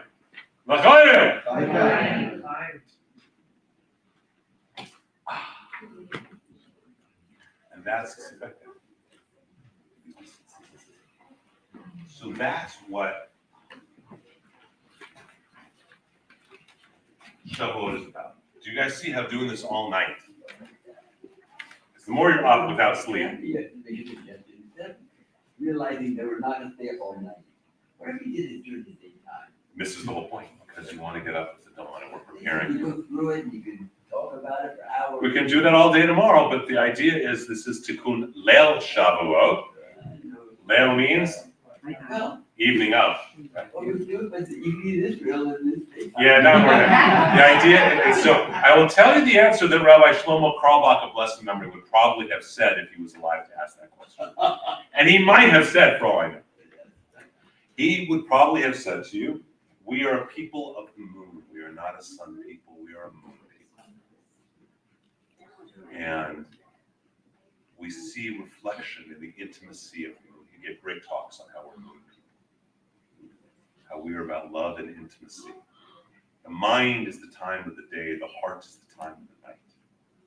We don't ask our beloved, hey, want to go take a walk in the midday sun? We say, hey, you want to go take a walk in the moonlight? Go. Well, nowadays, So the idea is that this is an all-night process of lovemaking, of having it, and then you wake up and the dawn is the first expression of look how much God loves us. He makes the dawn every day. And look what he gives to us. So what do you guys think of what Shavuot? First of all, we didn't do a long one, we did a short one, but what do you guys think of Shavuot now? For how many of you is it more meaningful than it was before you've done this? Okay? It is, and then we celebrate with cheesecake, because you got a wedding cake. But so you would take, so we would, if everyone had the energy, which maybe we'll do next year, people, more energy. Maybe what we'll do is people will nap during the day, or if it's weekend, it makes it a lot easier. And you go and you take breaks for Cuban coffee. I'm sorry, that's entirely my fault. I forgot Orlando wasn't here, so I didn't bring the espresso machine, so it's my fault we don't have Cuban coffee. I just want to take full responsibility. I make a mean Cuban coffee. It's like just basically injecting sugar and caffeine into your blood. Not good for people with heart issues, but really powerful. And we eat cheesecake and we have dairy and we celebrate a wedding. Does anyone know what you do after you break a glass? You guys can't answer. What a wedding couple is to do after they break the glass. The first thing they have to do in a Jewish wedding. They break the glass. No, they kiss and then they break the glass. And then they're to go to a private chamber where they have what is called yichud, unification. In that moment, we believe that he is the Ruach HaKodesh and the Shekhinah unifying, not just for themselves, but for all of life. They're to feed each other their favorite foods, which are waiting. There's to be a shomer, a guardian, outside the door, guarding it so no one can interrupt. and they share their favorite foods and make love. It's that private time that is so magical. Wow, we did it, we got married. Well, we have that private time with God. Because what do? We get up in the morning and we realize how beautiful it is. God makes love to us by giving us the morning. By the way, as a joke before we go, at our wedding, I had a dear friend of mine who's a Yaqui Indian be our showman. Butter Ramon is probably 6'1", 250, with long hair down to about here. And apparently, I was inside, so I had only heard this story from others. Apparently, he was standing outside like this. He was very still. And apparently, my mother-in-law, God rest her soul, had to talk to her daughter, and came up, saw Ramon, and went screaming away. And the idea is that we do have unification. We do that in the morning. We do that in the daytime. And this is that moment of intimacy as we go through our ketubah on our wedding night. So thank you for doing this. I hope this was worthwhile. Let's all go celebrate with some wedding cake. Okay? Thank you. And you can absolutely keep this. Yeah, absolutely keep this. And and we can see that this is. And thank you, Michael, for making sure, and Kim for making sure everyone's safe. That is kind of what we do. So it puts a different take on it, doesn't it? And you know what really angers me? And I gotta be honest, it really irritates me. How many rabbis and quote unquote Jewish intellectuals entirely miss the point of the night? It's all about the head. Is this about the head? It's about feeling God's love. And it so irritates me. And I think if we share God's love, we'd have more Jews wanting to be Jewish. So if you want to take them home, take them home. If not, let's put them in the stack here. And what do you think? Fun? Yeah. Fun? We're gonna get together. We'll talk this week. Okay, bro, let's get some cheesecake. How about you book that? Did you like it? Yes. Give us some cheesecake. I'll take it. Oh, grazie.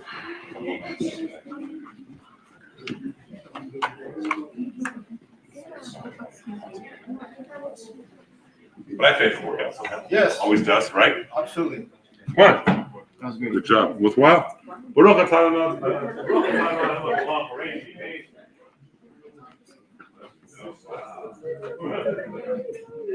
Wow. Okay, I have a question. My first question is, beloved Francine, what is that? And that is? Yes. I want to wish you all a happy holiday. I'm out of here. I'm good with that. And we've got really sweet drinks, right? So please, the table on there just a blessing. So please, the table on.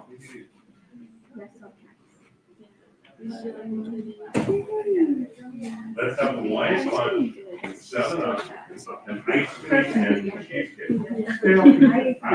Go back and start studying. I think, can we put bottles of water?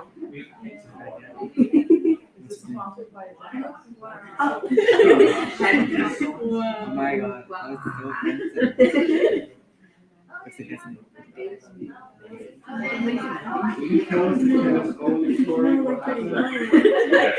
She approached you, you approached her. No. Right? I was on storage for a show. Well, that's I wasn't feed her normal. Like my mom, when she was a teenager, and she had a fish which was just 3 pounds. So they each feed the fish the right amount, which means the fish is way too much. And they died. Charlie is not the shark. Okay, very good. But he says, Rabbi explains. I would definitely be feeding To be honest with you, we all know that Hollywood is controlled by Jews. To which I say to him, look, Charlie, that is the anti-Semitism. It's not. In fact, I just wrote an article last week about how much of an anti-Semitic Candace is this, and that's one of the demonstrations. It's good, it's good. We're going Yeah, Hollywood is like, but he is also full slew. And regardless, I just wrote an article about What we're trying to get is that it's for, we're, it's like a showcasing to like couldn't get I jobs can't be elsewhere. seen because I'm And too yes, young. you can't be seen. Back. But Now I work it's too much. less than 20%. I can't go to college yet. Okay. So that. And I'm 14. That's too. Oh, I guess. But it's I know what happened. You're Yeah. That's me. Can you drive? I was supposed to get my license or test for it next month, so I'm excited. Are you gonna do? Yeah. I just got it. I got it in the mail literally yesterday. Yeah, it's so annoying, you know? Yeah, I can't wait to get mine. I know. Bye, Mom. Get out of the house.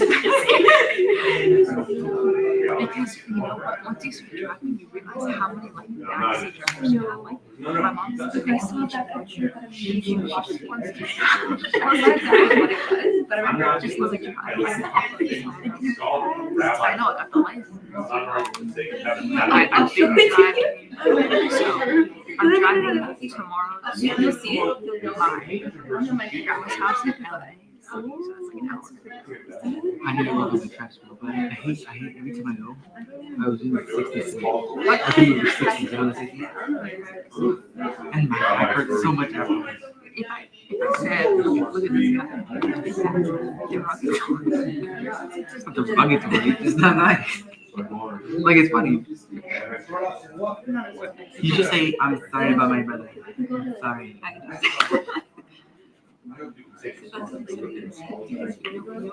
What was he doing? I don't like music, so I'll get it to you. I like my music too. Respect to Mr. Richard for that.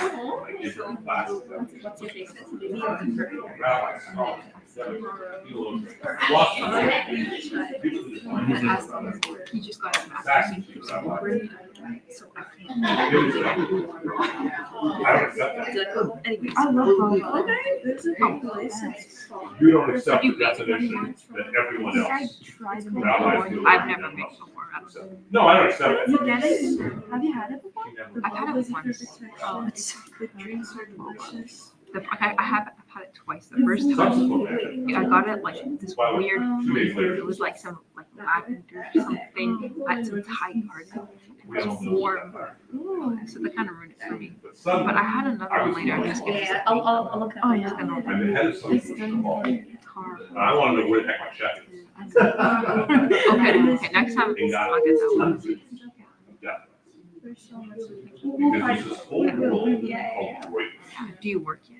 I have like had a job like a cat sitting. To be honest, you're right. He highlights it all different. He's modeling this group accurate for you. He is selling over $1.5 million unemployable young men. Yeah, but it's something. I'm a cashier. Wow. I stock shops. Yeah, at a Japanese retail store. That's nice. But I also teach Taekwondo, which is a lot more interesting. So I was there too. I know. I was there for a few hours. So Candace has. Lex, you're gonna miss it. You better go get it. Yeah, always. I suggest you beeline. There's 2 different kinds Francine bought today. She brought. And you've had her cheesecake. These guys call themselves Francine. insights. Who? Who? Her family used to use Schwartz's Bakery. So go. I'm like, where are you guys? You should be first. Have no right and be allowed to be raped whenever they want. This is one of their beliefs. You know about that? It is so dark. I got hundreds of death threats as a result of this. Most of which I don't care about. Some of which, when they end up being on my personal cell phone, whoa, the police and FBI got involved. And this has gone on. So the next day she went on her show and actually said, I really like Rabbi Bartlett. He's a Jewish supremacist, and he's honest about the fact that he thinks no life matters except for Jewish lives. Now, anyone who knows me knows how crazy that is, but beyond that, if she's done any research, I have no issue calling out Jewish leaders who I think are screwing up. Okay, whether it's Adam Schiff or Chuck Schumer or whoever. I have no issue about standing up. I'm the one who wrote the article that ended up creating the demonstration of Dodger Stadium against the Sisters of Perpetual Indulgence. When no other Catholic priest was standing up. I wrote an article which they then took and they used to create that demonstration. And so it's just insanity, but that is kind of, last couple of months, there's been a tremendous amount of hate. That's why. So sorry. It's okay, that's why. Should have never gone on that show. But you know, when someone says to me repeatedly, I just want to be educated. She didn't want to be educated. No, she did not. No, that's not what she wanted at all. So that's what happened. And then 2 days later, she got fired, so I got fired, which I thought was hysterical. But she is extremely, the reality is she's stupid. A lot of America thinks that Jews control the government, Jews control this, It's horrible. Jews control the media. I want to know what my check is.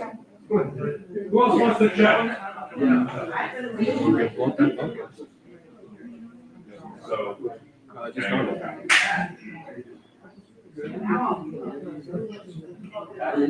Thank God for Yeah, pizza. that board back. We've been waiting for a number of times. Just last week, I was asking Well, So, that's the same man. thing as before, and my tonsils look the same. Yeah, exactly, I'm gonna run for that. On the same side.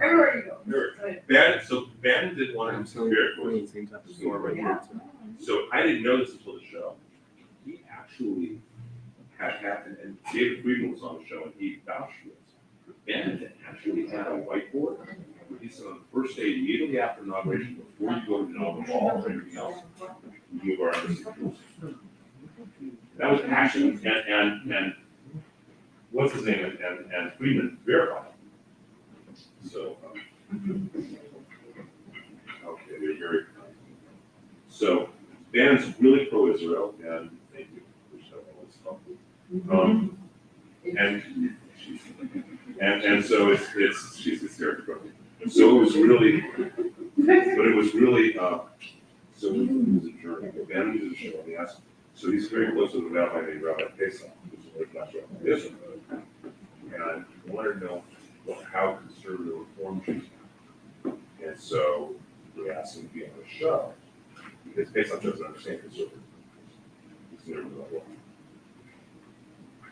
It's fun. Yeah, it's Nick from this guy is dangerous. This guy is dangerous.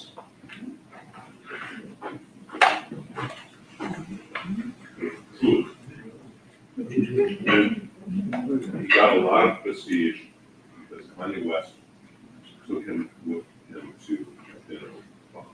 I remember that. And so that really hurt. Of course, the media is like, oh, you know. Come in, Yeah.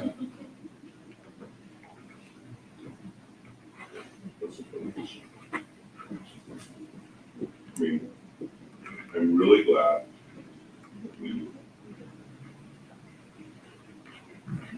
we went through work, I guess.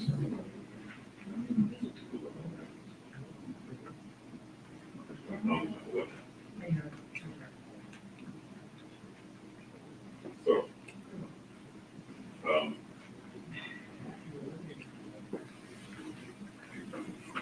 in terms of New York, well, that'll change, it's the code, with the house, but until then, we don't need to have it on there, that's, you know. It was, it's pretty much so, I mean, it's, I could play for you, except there's some younger people who can play for you, voicemail that he listens to in 30 seconds. Come kill you, whatever you do it. Fixing for science. Pretty much so. Fencing, this is amazing. I'm not sure about it, but so may have to do something. Now you know what happened.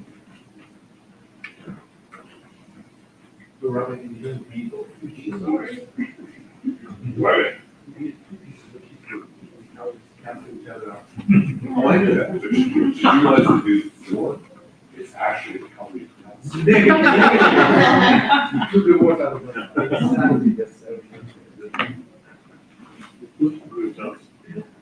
think the secret is to eat it off someone else's plate, because then the calories don't count.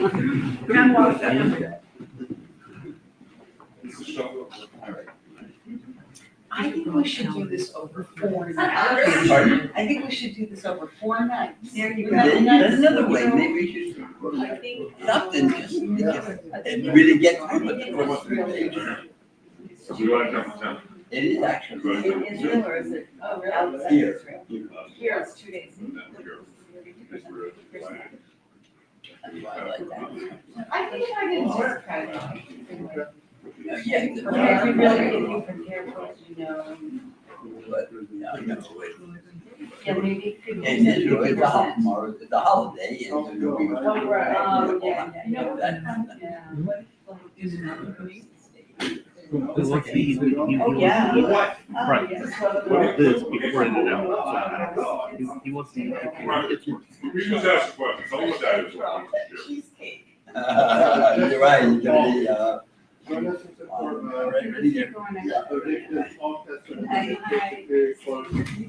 For the notion of subpoena records. So, there are a lot of people making a lot of money, a lot of energy off of other people's tragedies, so this is one of those examples.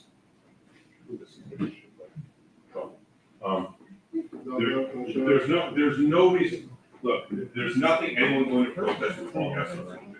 Nothing that's going to be accomplished other than someone getting another fight and someone possibly dying.